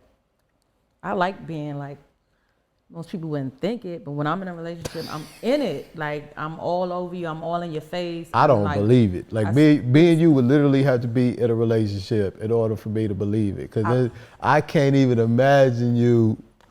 Anyway, I'm fucking with you. But no, yeah, that's how I am. And so I don't know. It just always ends up being bullshit. Like I just feel unappreciated. And I hate that feeling because I feel like I do a lot and I overextend, and it's not that I need it back. I just need you to understand what you have, because I could be a different way, but I'm not. And even if I know you don't deserve some of the ways that I am with you, I'm still doing it because for me it's like an obligation. Can I say something? Of course. And I'm about to say this like with love. Okay? You're underappreciating yourself. That could be. And I think through the whole conversation that we've had, and I know what it looks like, right? So, because it's me. There's something that you are purposely distracting yourself from that you know you need to do. And it is so much easier to blame others than it is to look at why you're not doing it. Than it is to address why you're not doing it. The reason why I feel like a lot of people pour into other people is because they don't know how to pour into themselves in a healthier way. It's like a glass, it's like a cup.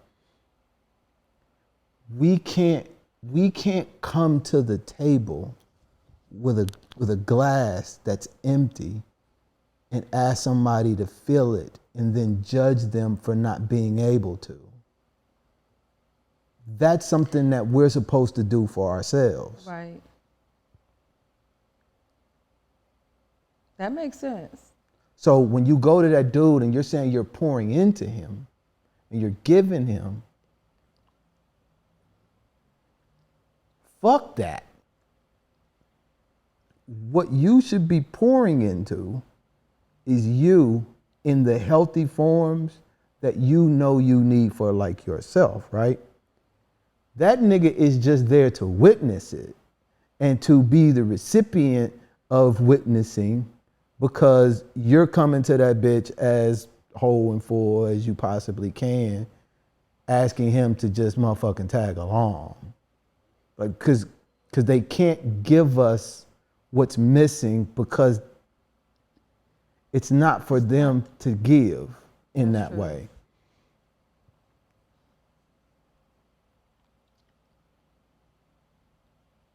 And the things that you were saying earlier that you know you need to do, that you're trying to figure out, that you're doing the work on, is the pouring that you really need, that them niggas just ain't gonna be able to give you. That nobody can. And it's cool when we get into relationships with people and be like, yo, this is me, I'm struggling with porn. The fact that a motherfucker could probably just say that, like as an example, like, hey, I'm struggling. You're like, cool, damn, I'm struggling with that too. And you might meet another motherfucker because the idea that we're gonna be perfect for this shit, me and my woman, we struggle. Like we've just decided to just do this shit together. But we are gonna hold ourselves accountable first, and then we ask the other person to make sure they hold us accountable. I'm here to work on my shit.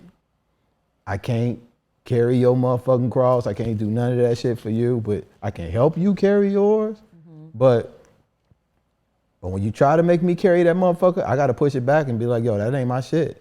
And sometimes when people are doing that, depending on where they are, that comes off as selfish. Yeah. But it's really the most loving thing that we can do for people in our lives, to show up as full and as whole as we possibly can, especially when we know there are things that we need to work on. And sometimes turning your back and looking straight into that motherfucking abyss of pain, fear, whatever it is, to address it head on. I remember the one time I literally told myself, I'm going to die in this bitch before I turn back around. And it's so weird how your relationship to this stuff changes. But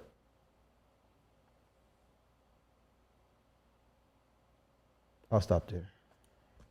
Oh, that's cool. And that goes back to when you asked me about like where I am now from the last relationship I was in. Like I can't give anybody. That's why I said I'm not in that space, because I know it's not gonna make sense. It's not, because I'm already entering, like we just said, I'm already entering with stuff that I'm still bullshitting myself with. Yeah. So you gonna catch this bullshit too, even though it's not my intent, but you gonna catch it. So it's not even gonna be fair, you know. So it could be fair if you tell them. You if you meet a dude right now, you like him, and let's say there's something about that motherfucker that's different.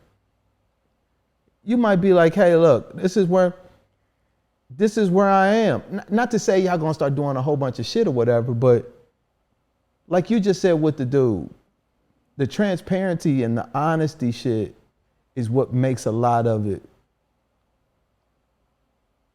fair. It's when it's not transparent, when motherfuckers is playing games and holding back. Now, if that's where you are in the process and you're self-aware enough to know that you're still in that phase of it, then yeah.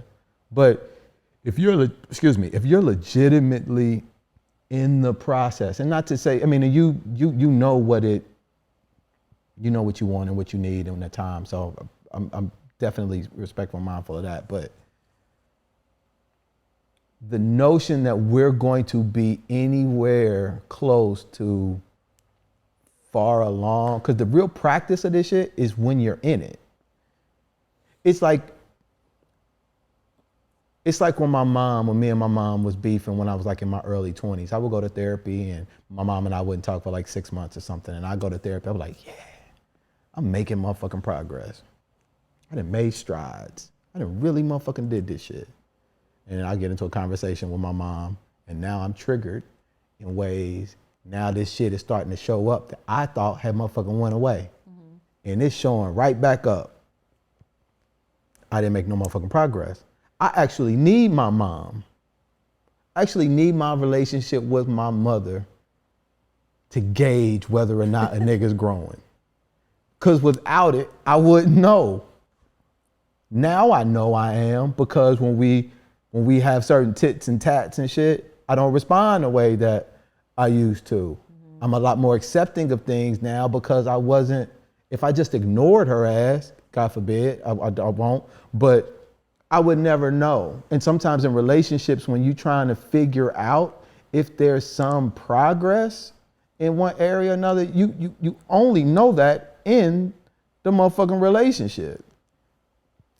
So I guess that's why I said, like, at this point, I wouldn't allow, and I'm not saying I can't meet nobody and be cool, whatever, or we make it apparent look, this is what it is. It ain't gonna be, just so you know, But as far as like something deep and all that, Yeah. I'm not there right now because I'm guarded I in got many you. ways. And that wouldn't be fair because I'm not going to open up with so much. And I'm not even, some stuff I haven't even spoken on out loud to myself Gotcha. that I can talk to you about certain things. I can talk to this friend about certain things. Certain people can get certain things, but it's stuff that I've never even verbally said in a room by myself yet. Gotcha. So that wouldn't be fair if somebody really is seeing me for, oh my God, I could really do a lot with her. She's awesome, or she's this, she's that. It wouldn't be fair to that person because I ain't ready for what you probably see you can get from me. And you might be able to, but I'm just not going to even allow you to get into that space. And then it ends up getting dropped off because I'm like, I'm a push back. I know I am without even trying because I'm still guarded. That's where you are. Are you normally the one leaving relationships?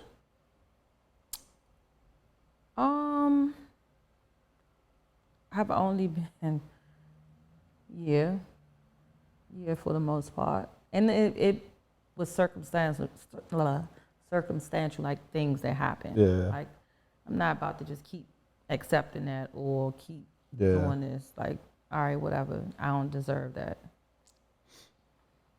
From your vantage point,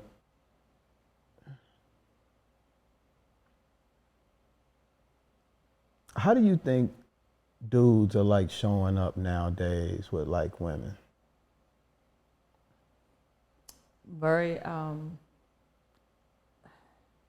what I see, from my experiences and from hearing other people talk or having conversations with female friends and stuff like that, and from what I see, of course, on social media, is not genuine. It's very clownish. It's very staged. It's very, let me show you and talk about this and make you think this versus just show up and be cool and I'll figure it out. We'll see how cool you are. It's more like, let me put the show on. And it's worse now, of course, because you got social media, you got, people talk, people are nosy, they want to know. If I showed up right now and posted a picture that I'm on a yacht with somebody, oh, he must got some money, or I wonder who this is, because she don't normally do that. So let's find out who this person is, because she never does that. She never exposes her personal life unless it's like somebody, like she must be in a relationship, or he must be doing that because she don't do that. Like, people, they got to know so much, and the guys are doing things out of their way these days that for some women it works because they ain't looking for nothing anyway. They looking for the quick whatever. They know it's not gonna last, but they don't care. They just want to get as much as they can get and get on. And guys know that, so that's their approach. I meet people and have great conversations. I'm out all the time by myself. I do meet guys and they talk and whatever. Some don't even ask for a number. Some just wanting to have a conversation. I just so happen to be there. Then you have the ones, like I said before, you pull up, you got to start telling me about, it's one thing to say I run a successful business that started this way last month and now it's escalated to this. What a blessing. That's different from, because you know what I'm saying? I mean, we spend this, and I could, that's too much. You don't even know me. You don't know if I'm shady. You don't know if I'm out here on that type of time. Like, okay, you got what? You doing what? You live where? Yeah. So why expose yourself that much in that regard? And that's what men are showing up doing these days. What do you think that's in response to? Insecurities. Because from a dude standpoint, I see a lot of women doing something similar, but with like their bodies. I knew you was going to say that. And it is not a judgment, but And if I'm on this side as a dude who's whacked and who lacks certain skill sets, and I think that's what the women want, and would I show up in that way in trying to get them? Not to say it's right, none of it is, but I'm just saying I don't know what like came first, or if that's such a right thing or not. But that's just it, what you said. Like, you showing up a certain way because you're already prejudging this person, or you're prejudging an era of women or whatever, and you assume that this is what you have to do because this is what you're saying. Not to say it's new, but it's just, I guess it's just more now because everybody's trying to make an impression. But it's how you go about making the impression, and who are you trying to impress? Do you even know who you're trying to impress?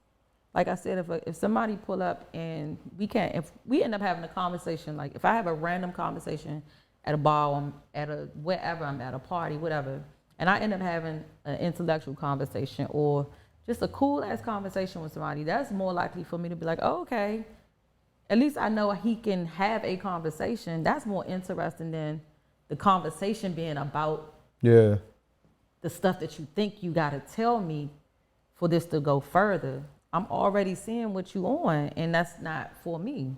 It used to be when I was younger. That stuff gets old. The older you get, well, the more you want. I'm not even going to put it on age. The more you want for yourself, the less you feel like the bullshit. And I think I think the male equivalent for that for a woman is the provocative dress in a way. Now there's a difference between showing curves, right? To me, there's a difference. But I think that for the guy, for a certain kind of guy, that is that for us. I don't think a dude really gives a shit about a woman and how much stuff she got and all of that and how she's doing this or that and the third. For a dude who got paper, that ain't really a thing. But the equivalent of that is doing all of this wild shit. That is cool for some people. I was cool, like you said, like back when I was younger. But when I wanted more, I think I'm gravitating towards women who have a different kind of relationship with their body than that.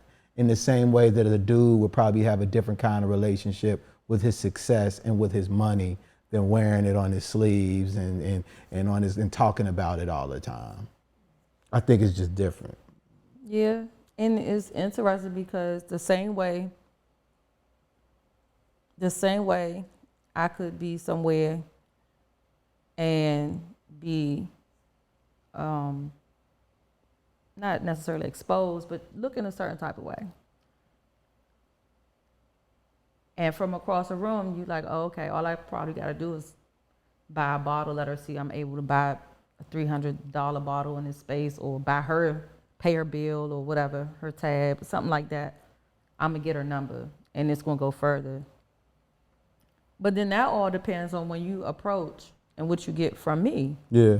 Because when you approach and I'm like, no, I'm good. What about you? Can I get you a drink?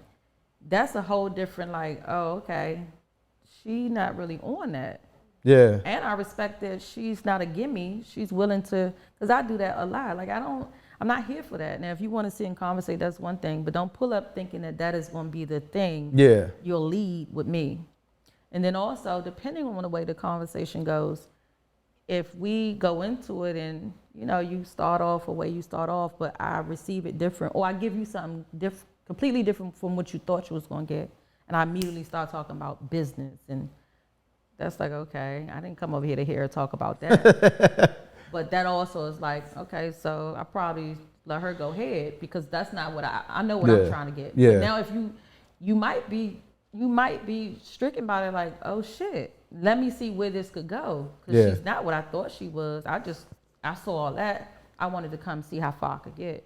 But she got a different approach. No matter now, you're not even tripping off this no more. You like, okay, she's somewhere else with it. So it's all about what your intentions were in the first place. In the first place. And I think the reason why I mentioned that, because I didn't think about it till you just said it. I think we're both doing things on both sides for different reasons. I'm sorry, for the same reason. They're just showing up in different ways.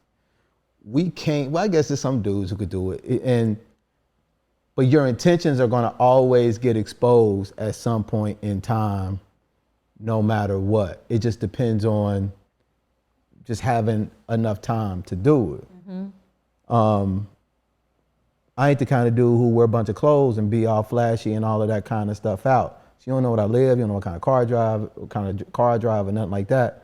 So you might just be dismissing me just off the bat because I don't show up. In the same way a dude would be overlooking a woman who's dressed down because she ain't showing all of this. Now, you forget the fact that she's banging. She's just wearing something loose and ain't accentuating all of her shit on that day. But you ain't even really have a conversation with her to get to know who she really was on that level and then all of these other things. So it's fucked up on both sides. But because I feel that way about women, about when I look out in the sphere on how women are showing up for dudes. I feel like that's the equivalent on my side and even what I hear dudes, kind of like talk about. I think when y'all do that, it's like, it can be 3 women standing right next to each other, friends or not. A could have on next to nothing. B could have on half of that, a little more than her.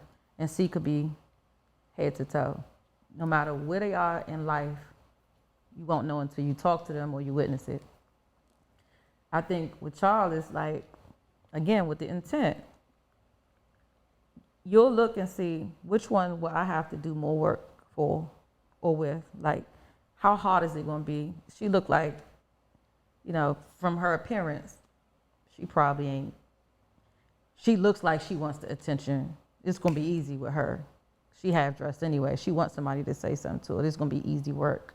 I think y'all kind of judge that too. Like, how much work and effort am I going to have to? And if it's less, then y'all probably will more so go in that direction, which you really don't know because you're prejudging from the outside looking in. So when you say we wouldn't go for the super pretty one, we would go for the one that's baked. I'm just throwing words. Just like being as far as like appearance wise, yeah, not appearance. Like pretty or anything. Just what looks more challenging to me.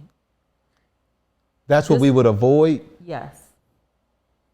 I kind of feel like y'all do that. Like, she came out, she know what she wants. I'm going to go ahead and holler at her because clearly she wants the attention. She wants somebody to see her. It's weird because I think I fall in 2 camps at least. One, there's some dudes who are, let me take a step back. Most motherfucking men are beyond intimidated by women, especially attractive women. I've heard that. And we will do everything in our motherfucking power to avoid conversations with them at all costs. That woman will have to do so motherfucking much in order to give us in order for us to muster up the courage to even say something to her. That, by the way, is, I don't want to say most, at least half of dudes. Myself included. Then there's the other side who,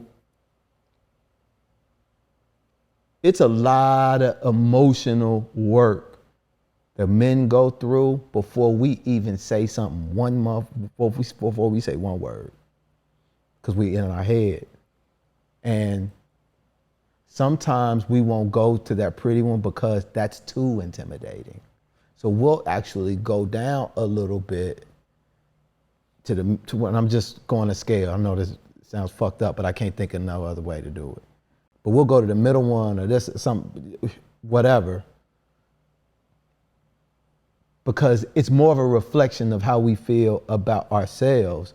We think that the pretty woman sometimes is too good for us. Or they won't want us anyway. Or they want something different than what they only want the baller. They only want to do with all of the money. They only want the dude who's gonna spend a bunch of money on them or something like that. So we don't even, in most cases, even reach out to them. And if me and my homeboys go out somewhere and there's 4 or 5 bad, and sometimes from what I've heard with women is that women know that, and the bad one out of the group is so used to not getting talked to that's why some of the times they be having attitudes out of the whole clique of the girls, is because dudes won't give them a time of day. Or when I say attitudes, meaning not as friendly, because they like, you gonna end up picking one of them. And again, all of this is flexible. Yeah. Ain't none of this shit 100%. But I don't know if I could say with a blanket statement that that's necessarily true, because I move off a vibe anyway. If I'm talking to 3 girls and I ain't feeling nothing nowhere, visual alone is never enough for me to walk up and say something to somebody. Never. I gotta feel something there in order for me to explore.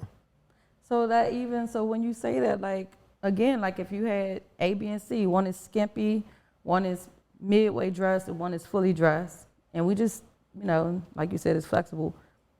All that stuff that you processing before you even go over it and choose who you're going to say hello to, you already probably dealing with whatever, insecurities, whatever. How am I going to approach her, or which one should I approach? I know this one looks attractive. They all look attractive, but which one may be easier for me? I don't have to say much or do much, or when I do show up, just do something to, like the people that I said come and they lead with money, or can I do this for you? So that way I don't have to do I don't have to do the middle work. Let me just throw something out so you think I'm a nice guy or I'm a provider or whatever. Let's just get to that. Let's skip over the conversations and you picking my brain or any of that, because I'm trying to avoid that because I'm not good with that. So let me lead with something else. Those are the dudes who go for the pretty women. Which is also, again, that prejudgment. Yeah. So you coming over here with the bullshit. But that guy though, a guy like me would go and strike up a conversation with everybody because all of them have equal value in my mind at that point, because I'm starting from a baseline. Mm-hmm. I just met everybody. Unless I see somebody who, look, you know how y'all do. Sometimes you'll look twice and you'll be like, and then you'll do like a little bullshit, and then she'll lean over to your homegirl, and then you could tell she said something and be like, girl, look at that dude behind me. And then she might turn around and be like, oh, okay. And something like that might happen. Now I might hone in on her a little bit more and see what kind of connection is there, regardless of how the person looks. It's the dude who is just about that money who's gonna go after that pretty girl. And I think when everything is equal, from I don't know you, there's no looks, there's none of that. The money dude is gonna go after the pretty girl the majority of the time, because in his mind, his value is his money. And he's gonna try to meet her where he feels her perceived value is. For a dude whose value is wrapped up in some other shit and he meets a group of women, he's gonna wait to see, he's gonna feel it out to determine what's really there as opposed to the visual. Right. Makes sense. So that's the two differences. But. And it's all, I don't know. All of that comes from so many different things. You know, how we approach people. What's the reason we're approaching them in the first place? You know. Do you ever approach dudes? No, I've started conversations, but not like oh, let me go say something to him. No. Mm-mm. That sounds funny. No. Oh, let me go say something. He looks nice. Okay, he just looks nice. But that's it. That's it. I don't think I've ever really done that. No, I haven't. If I have, I don't remember. I don't think so. I don't mind like, starting a conversation. But then, even then, because sometimes like I said, I'm out by myself a lot. I may be in the mood to have a conversation or just be sociable. But then it's like I have to be careful with that. Or women in general, people in general, because you could just be having that great of a day and you chilling. It's good vibes all around you. Somebody pull up to whatever side. All right, you right here, let's have a conversation. Some people just can't take it and leave that where it is. So for some, it's like, I didn't even think she would say anything to me. So Yeah. it must be this or no, I'm just talking. It don't mean I want to take it any further than what it is. So you kind of gotta. It's bad that you can't just genuinely, hey, whoop-de-doos, let's talk. Hey, kiki ha, because some people aren't rap tight. Yeah. You can't just be nice to some people because they're not even expecting you to acknowledge them in the first place, especially if they're doing a prejudgment thing. Like, why is she talking to me? She looked like she would talk to the guy over there. What she want from me? It's either why is she talking to me in the first place, or what's she up to? What she want from me? What's she trying to do? Most of the time, it throws people off when you're just cooling and just, hey, what's up? How you? Have a good day when it's done. I forget that y'all be having to. I mean, I'm a dude. I guess I'm supposed to forget. It's a lot, and you shouldn't have to process stuff like that, but you do, especially this day and age, because you never know the type of people out here and who you meeting, especially as a female. It's bad, actually. So when I do meet people and it's a good vibe and I feel like it's a genuine vibe, I'm appreciative of it. I don't mind keeping in contact. Yeah. As long as I can be real enough to tell you, hey, you cool. We can text or we could whatever. If you coming back to this place, I'm here all the time. Let me know when you come. I'll pull up some, whatever. Yeah. If you can be that and it be that, then that's fine. So how'd you feel about the conversation? The last one? No, this conversation. It got me, like, certain things, when I'm talking about certain things, I'm feeling them as I'm in that moment of, like, even talking about what I just talked about with the guy. I felt so frustrated at that time, so it got me hyped. So just now, what I'm talking about I feel like hype. I'm very like one of those people, I'm in the moment. When we were talking about, people doing things to me that should have been protecting me at a young age, that got me. I might not look like I'm hype over here, but I can feel my body feeling a little warm and everything because I'm in that moment. So I say about this conversation, I feel relieved in a way. That I was able to speak, even though I wasn't even in detail about certain things. But I needed to start my process, the same process I said I know I need to take to make things better for myself, which is therapy and maybe some other things. But this was a good stepping stone into that. Because nothing that you asked me or talked to me about made me uncomfortable. I'm pretty much open. But the thought of me, of the things I was talking about, made me relive me being uncomfortable. Yeah. Like, I'm comfortable talking to you. I'm comfortable in this conversation. I'm not comfortable with the way that it makes me feel to still hold on to it. Yeah. Okay. I like, that's an important distinction. And I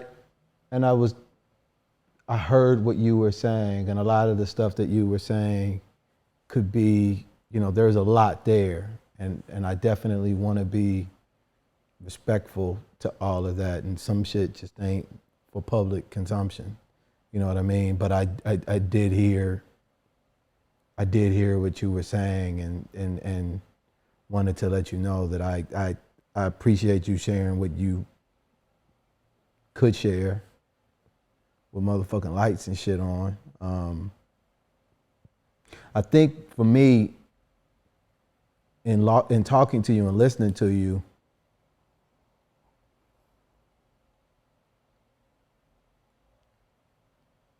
I understand what I was connecting to and where some of the similarities lie. And I do hope you talk to somebody. You know, it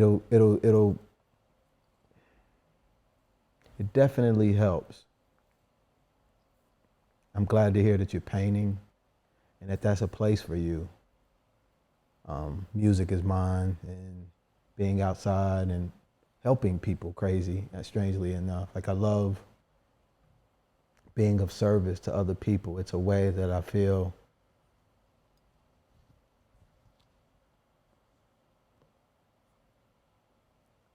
I connect with the parts of me that I didn't feel were helped in a way.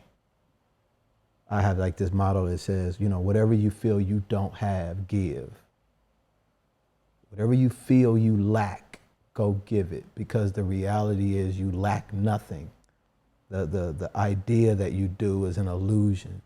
And when you go and you give it, it's almost like an affirmation to the universe that you have it. And by doing that, and by having the spirit of moving and orienting yourself in that way, you automatically create the path for you to receive it. And it gives it to you. So when I don't feel like I have help, I help people. When I feel like I'm not getting love, I love somebody. When I feel like people aren't listening to me, I go listen to somebody. Whatever I fucking feel like I don't have, I try to think about what I can do to give it to someone else. And in like that whole depression relationship and shit, it helps me. It has helped me. And then adding the last piece of not beating myself up. And I think we all have ways of creating a framework that works, and then we just gotta love ourselves enough and manage the fear enough to figure it out. But it's not like you gotta go somewhere to do it. It's like all fucking in you anyway, you know what I'm saying? Yeah. And you're such a beautiful person. Like, I told you a long time ago, you remind me of my mom. Do you remember that? I think so. Like, you look just like her. She was beautiful. She is beautiful. And she had to deal with a lot of things in her life, and I'm going to go interview her soon. And I'm going to get a chance to learn more about my mom as the woman, not as the mother, so that I can connect more with, you know, the parts of her that didn't get fed. And I think when we start to heal, we can love more and create better things and relationships. And I wish that for you. Thank you. Sincerely. You're already perfect as it is, but you know, that cherry on top won't hurt. It's coming. I'm not gonna say like I know everything to do, but I have an idea of some things that will help me move forward in a direction that I know I deserve to be in. Just gotta. I don't even want to say. See, I was about to do that. I was about to say, I gotta stop being lazy, and I have to work on that, because that is a part of the beating yourself up part. Just the things that you tell yourself, like, it's not even laziness. It's just a process. You think you're gonna have to cut out drinking? Yeah, for sure. You scared about that? No, I've done it, but not. I've never been like consistent with, like, oh, like you said earlier, like it might be periods where I'm like, I'm gonna do it this way, or only at this time, or only for this reason, or only this many days a week, and And I do my fasting. I do that a lot. I do that like at least probably 3-4 times a year. But I guess that's a thing of habit. Like that has been the thing from teenage years on up, the way that I process stuff. Go do that, and for that, of course we know, just for that time, you're not dealing with it. But then you add the chemical imbalances, you add on all the stuff that may even happen during that process. If you're thinking you're escaping something, now you done added on some other stuff that you gotta wake up and deal with. While you was just really trying to get from one thing, now you got 3 or 4 other things you done added onto your plate just from doing this to yourself, pretty much. Are you scared with the idea of never drinking again? That don't scare you? No, it can't be nothing but life changing. It's probably more so. What if you scared to change? It's probably more so the anytime like you do something that's different and productive, and you know what you need to stop doing to make something else move forward. That also comes with, because really that also comes with cutting out people, places, and things. It's not just the things. You got to cut out people and places too in order for it to work. And when you do that, you're going to have some sense of isolation.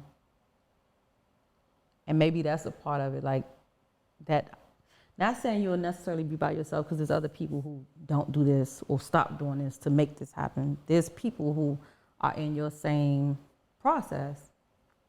But out of habit, being used to being around certain people, being used to calling certain people in particular moments, being used to having these places of comfort that everybody knows your name and you're good when you go there type stuff. I think maybe that's the part of just like the whole 360 change, not just the one thing that needs to change, but how it's going to effectively change everything. And maybe that's I'm not even going to say fear, maybe it's the not knowing something else that I already deal with. Yeah. Not knowing what it's going to be like. It can't do nothing but be better, of course, but I don't know that. I know it, but you see what I'm saying? That's it though. Like, and that's fucked up. I know it's going to be better, but it's a lot. Even right now, I'm giving myself a headache, but that's what I do. It's like a tug of war back and forth. And it's like, stop, just do the shit. See what's going to happen. But that's what I don't want to do. I want to know it first. So here's the question. You do know it.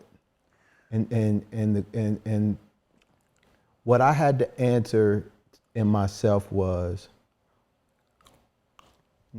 not why don't I want to be better, but why am I choosing what I'm choosing? Yeah. That was once I answered that, then I asked another question. Do I want to choose something different? And when I answered that question, because until I know why I'm choosing what I'm choosing, even if I said, yes, I want to choose something different, when I choose something different, that's temporary. That was temporary. That was always something that was temporary for me because I didn't know what was driving the underlying behavior before.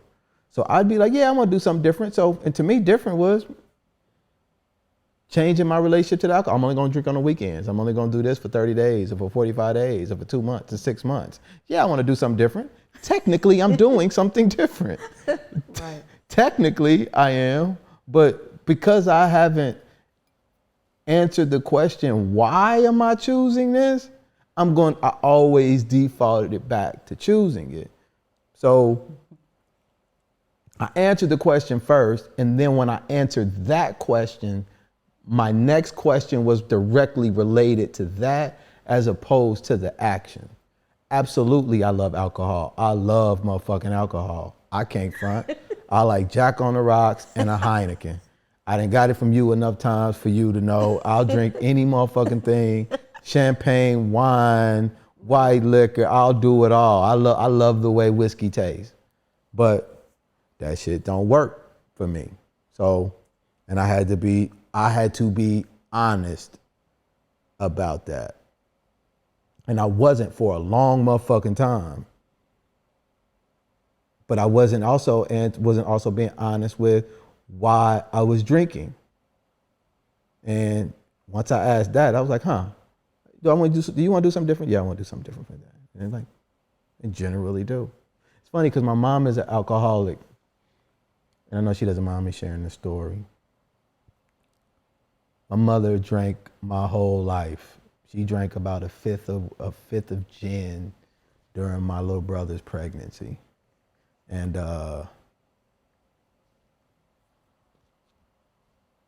he suffered from fetal alcohol syndrome when he was born. He almost didn't make it. He was in an incubator and all kind of shit. And my mom drank my whole motherfucking childhood. She would say she would stop drinking. And then, she would go to a halfway house. I don't even know if they still have halfway houses now or something, but she would go to a halfway house and she would stop drinking. We'd lose apartments, go live with granny and all that old kind of shit. My granny was my everything. And that was basically my childhood. Iterations of my mother going in and out of alcohol abuse. My mother probably just hit maybe her 25-year sobriety mark. And my mother only stopped drinking back when I was younger, when we lost everything. And she kind of had to get her shit together. Rock bottom is what stopped her from drinking and to go get help. When my mother decided to stop drinking for the last time in her life, she told me she literally just woke up one morning and said, I am tired and I don't want to do this no more. She had a roof over her head. She had a job.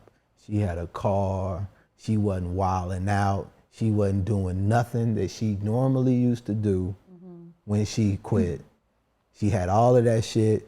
And when we have conversations about it now, she say, she's honest now and says, she always knew she was gonna go back to drinking when she said that she wasn't gonna drink. She was just taking breaks. She always motherfucking knew. But that morning when she woke up and said she didn't want to drink no more, she knew in her mind that she was never going to drink again. And she hasn't. And I think she might be going on, like I said, her 25-year mark.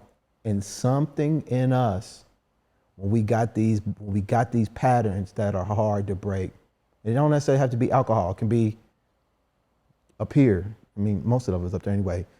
We just got to get tired. Another, when you said patterns, it's people too. It's thoughts. And it's definitely certain relationships that are lingering, friendships, relationships, whatever, that are lingering with, I'll go back toward knowing this individual is probably not any different, and only to go back after whatever reason where it was a gap in between to discover, okay, they still the same. But I still nurture the part that I know, not even they don't mean no harm, or that's just them, that whole making excuses for people, which still ultimately affects me because I'm allowing bullshit that I know is there, but I keep accepting it. You know what I mean? And not just cutting the slam off and leaving it there. And that's been a struggle too. I ask myself, why you don't need any, you can build new relationships. My best friends now and my best relationships, my top tier friendships and relationships are from not family, are people that I met through working like yourself, that were my customers at first and became close friends. The whole sandbox process, the whole family blood over, that is a bunch of bullshit to me, you know. But it is something that I still linger in, that I know I need to cut off and be completely done and stop being so. You can be too forgiving, I believe. Stop taking that person back, because they're gonna come back each time because they know you're gonna allow them to, and then they're gonna do something to make you resent them again and make you feel like you wasted your time. And that is one of my issues that I know I have. Not necessarily relationships like ex-boyfriend or nothing like that, but just people that I allow into my life. And then some are just taking up space, unnecessary space. The interest that I know I truly have in life, whether it be my art, whether it be whatever, some people are just there, and I know that, like, but it's not, it really serves no real, it does nothing really for me. It could be entertaining during a conversation. It can be cool for a little time. Oh, let's go do this or something like that. But when I really start to process my different friendships and relationships now, when I really, really sit and go through certain ones, what we doing? Like, and I'm finding myself being like, I don't know if it's distant or what, but the more I'm trying to reach the stuff that I'm trying to reach, the more distance is becoming between me and these people. It's not that they've done anything specifically to me. I just know that the direction that they're in mentally, first off, because I ain't even talking about nothing else, it's just we're not really connecting how you think we are. But that's also my problem, because I'm not really saying it either. Yeah. I'm wasting my own time by still entertaining it, because maybe I don't want to hurt a person's feelings or feel like I'm above what we already established together, or I don't want to do this no more. I'm just done. I don't want it because they haven't done anything to me per se. It's just that the connections are changing me because I know what I want. And to be around certain people and hear how they think, and watch how they move, it doesn't fit my spirit or my character, so I don't want to be around it. So it's not like I don't love you, it's just I'm not there anymore. I'm trying to do some, and the minute I hear other people that's trying to do, oh, you just jumped from one from, no, it's not that. This is where I need to be. Yeah. This what I'm trying to talk about. This is what's interesting for me at this point in my life. That shit is cool, but it's really not. Yeah. Especially if it's some yesterday shit that like you ain't there no more. So that's one thing I know I'm dealing with too right now, like figuring out different relationships, how and when or if they should be cut off.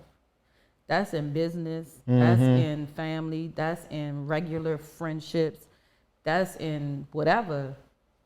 How much of this that is filling up your space is taken away from the process you need to start for where you're trying to be?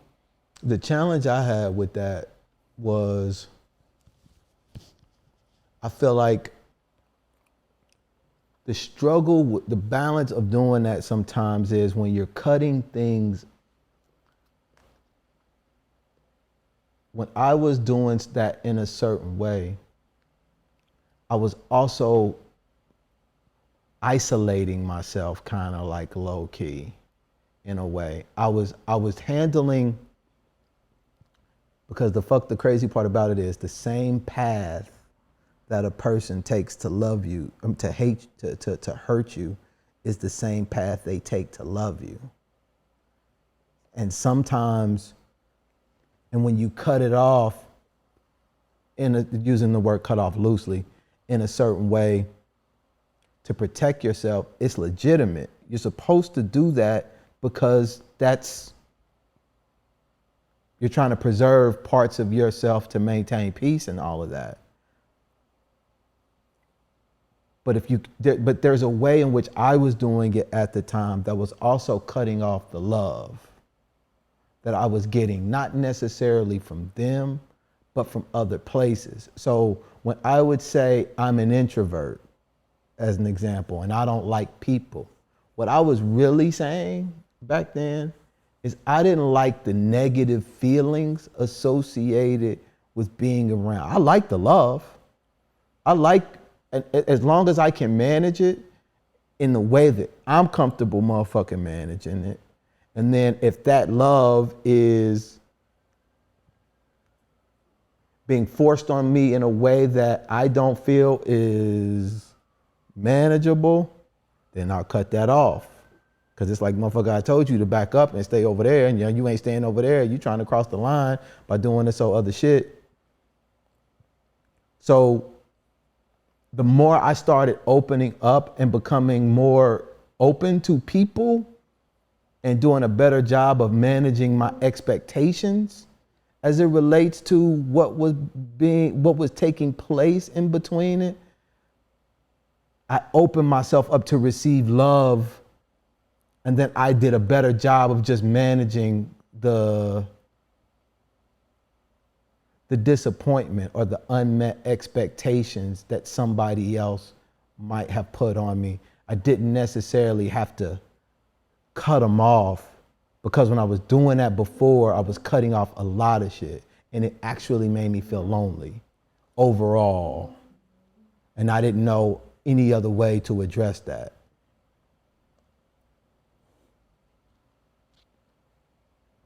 I think like I have like a half and half. For some, I know it's time to go. Yeah. You in a way, or each time we try, it's always something. Whether I let you know I'm seeing it or not, it lets me know you're not going to change, or what I think we should have is not going to be established, because you just whatever is in between that. Then there's I don't know, I guess sometimes it comes with the person too, on the opposite end. Like, okay, for people who cannot understand that you are in a place where you're trying to do something different and it's not personal. You didn't do anything specific. Yeah. I just don't have the space or mental capacity or feel the necessity to pacify what we once had. Right. And I shouldn't feel guilty when I want to do me. Yeah. And if genuinely you haven't done anything to make me a certain way, because I'm not saying cut off, like never communicate anything like that. It's just, it's less of the interactions, or the time spent and stuff like that. So in these processes is when you also learn who really genuinely has your best interest, because of course I have friends who I don't talk to maybe 3 or 4 times a year, but we're fine. We both know that nothing has transpired, that something happened. We both get it. Those are the friendships that I truly, truly value, because you're not putting me under pressure or making me feel guilty about what we're not doing together. Now, if you reach out and say, hey, April, I was just making sure you're good because I haven't heard from you, that's different. And I'll say, oh no, I'm just doing me. And you're accepting of that, I can appreciate that. But for the ones that, well, I've been there and I was there when you, that's not what I need. And maybe this is the reason why we shouldn't continue whatever we've been doing, because I need space, because it's certain things that you don't have an idea that I'm trying to do. And I shouldn't have to break everything down. Again, if you're a genuine friend, hey, April, I hope you're okay. Just checking on you, making sure you're good, versus, I don't know what's going on, but, and all that does is push me away even further. I really hate that. I have an issue with feeling like I'm being pressured to move or think or do certain things to make you feel what you need to feel from me. When that's the stretch, I shouldn't have to do all that. I don't want to do that. That's a lot. I shouldn't have to validate. I don't want to do that. We're grown. I don't want to answer the phone each time so you feel like there's not a problem. I don't want to do that. You don't know what I'm doing. You don't know what's going on over here. Fuck Instagram. Fuck what I tell you, the parts that I tell you. There's always going to be some other stuff, as the same for that person. Yeah. I could not hear from you. You've reached out to me many times and to check on me as a genuine friend. If I don't do that, you are not taking that as she's just not a good friend or a good person. Why don't I? because maybe you are different in a sense, not even different. You understand that, first of all, life is life, people are people, but you know your genuine intent is to check on me, you're not doing it to get somewhere. You're doing it because you genuinely give a shit. If I cross your mind, you reach out. You're not taking it as, oh, well, she must not, because if she doesn't do it. And I guess that comes from sometimes people do things for something, like how I was explaining about that guy. You want something from me that I'm not willing to give you, and the minute you don't get that, it's a problem, and that shouldn't be. Sometimes I'm giving somebody something that I want to get from somewhere else. In the universal practice of energy and karma and all of that kind of stuff just being what it is, what I do, very few people reach out to me. That hurts like a motherfucker, that everybody thinks I got it all together. I don't. I have a motherfucking practice of trying to take care of James and get James shit together and try to spread love and happiness and check up on people. And like I said before, I literally try to give what I feel I don't have or what I lack in the world. And not to say with you, like the other day and you didn't have my number. I felt a certain way about that. I controlled it. I don't let this shit get over me. I don't let it overshadow the fact that I think you're an awesome person and that you got your own shit going on. I got friends who don't show up in certain ways and hurt my feelings, and I know they're not being intentional. And even if they are, they get to be intentional. They get to be human. They get to be all of these things that a motherfucker in life feels and shows up as a whole human being. The idea niggas is walking around here flawless, in my mind, you know, I've let that go a long time ago. But I think, and this is me talking to you, not about us, not about us, but just about how these other motherfuckers around us are like showing up. People are sometimes coming to us for shit because we're that for them. And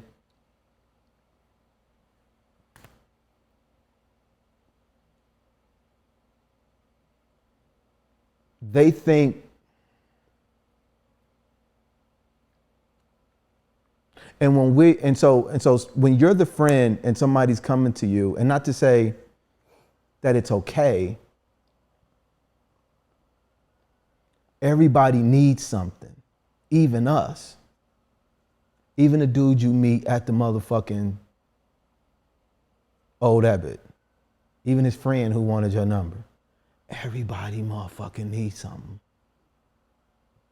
To me is, what are we doing to satisfy those needs in ourselves first, so that we can invest time in places where we feel compelled, where we feel motivated to want to show up in that way. You can have all these motherfucking friends. You might not want to invest a lot of time with you only got 24 hours of the day, 8 of it you sleeping. So if you don't want to invest that time with the other people, that's fine, but in their mind, selfishly, you might be that person. And that might not even be a role you want to play. That's true. And that is real. It's exhausting. I've seen it like years ago. It was on Instagram. Who does the go-to person go to? And I'm not saying like I'm no super woman, but when people see you as somebody who has the capability of doing so much, as far like even with my work, that's the imagery or the perception or what is it called? It's another word. It's like it creates this larger than life thing that they see, like, okay, well, she, like you said, maybe she got all her shit together. She constantly got gigs. She's always doing something. She's always networking. She always got business going on. But that's not it. It's more than that. You know what I'm saying? And so I need a break. And I take breaks now. I didn't used to, but I take my breaks. I can look at a phone and see it ringing and just look at it until it stopped ringing. I wouldn't do that at first because I'm like, oh, what could it? It might be something important. No, I take my breaks. I'm starting to take my breaks now, and that's from every angle. I don't want to talk all the time. I just want to sit and be in silent because I have I have layers of shit that I'm dealing with. Maybe I should expose them more. I don't know. Maybe I would get different, help from different angles if I did, but I don't like feeling crowded. I don't like feeling pressured to be that person all the time, especially when I'm already having to give so much through my business and deal with so many people. I don't want that in my personal relationships. And the more people expect you to show up and now it's starting to push me back because I'm like, I'm tired. I don't need my phone ringing for every little thing because I don't do it. I don't call and I don't reach out for every little thing. I don't expose a lot of and maybe because I don't, they feel like, oh, well, call her, she's strong enough or whatever the case may be. But that gets exhausting and tiring. But that's not your walk. And I don't know if you know this or not, and let me tell you for the first time, you do have a superpower. You do. You absolutely 100% do. And a part of this next piece of your journey is leaning in and owning who the fuck you are. And that is a part of who you are. And that's what I see and that's what I feel. We got to get out of our own motherfucking way and embrace the fullness of who we are and all of these things. That doesn't mean you're perfect for every motherfucking body else around you. That just means you're perfect for you and you recognize who you are and you own it. And then you move in a way that aligns with the reality of who you know you are. But sometimes we got to get through some of this bullshit so that we can align in that way. And I see it, I feel it, it's there, it's 100% of the motherfucking way there. And sometimes these people who are calling us and nagging us and getting on our motherfucking nerves are the ones that the universe is using to help us see how motherfucking great we are. But I don't mean we got to use our power for them, but they're seeing something in us sometimes that we don't necessarily always see because our pain's in the way, our disappointment's in the motherfucking way. We can't see it. What somebody told us when we were 12 is still in our motherfucking head and making us smaller than what we really are. And it's our job to get that motherfucker out.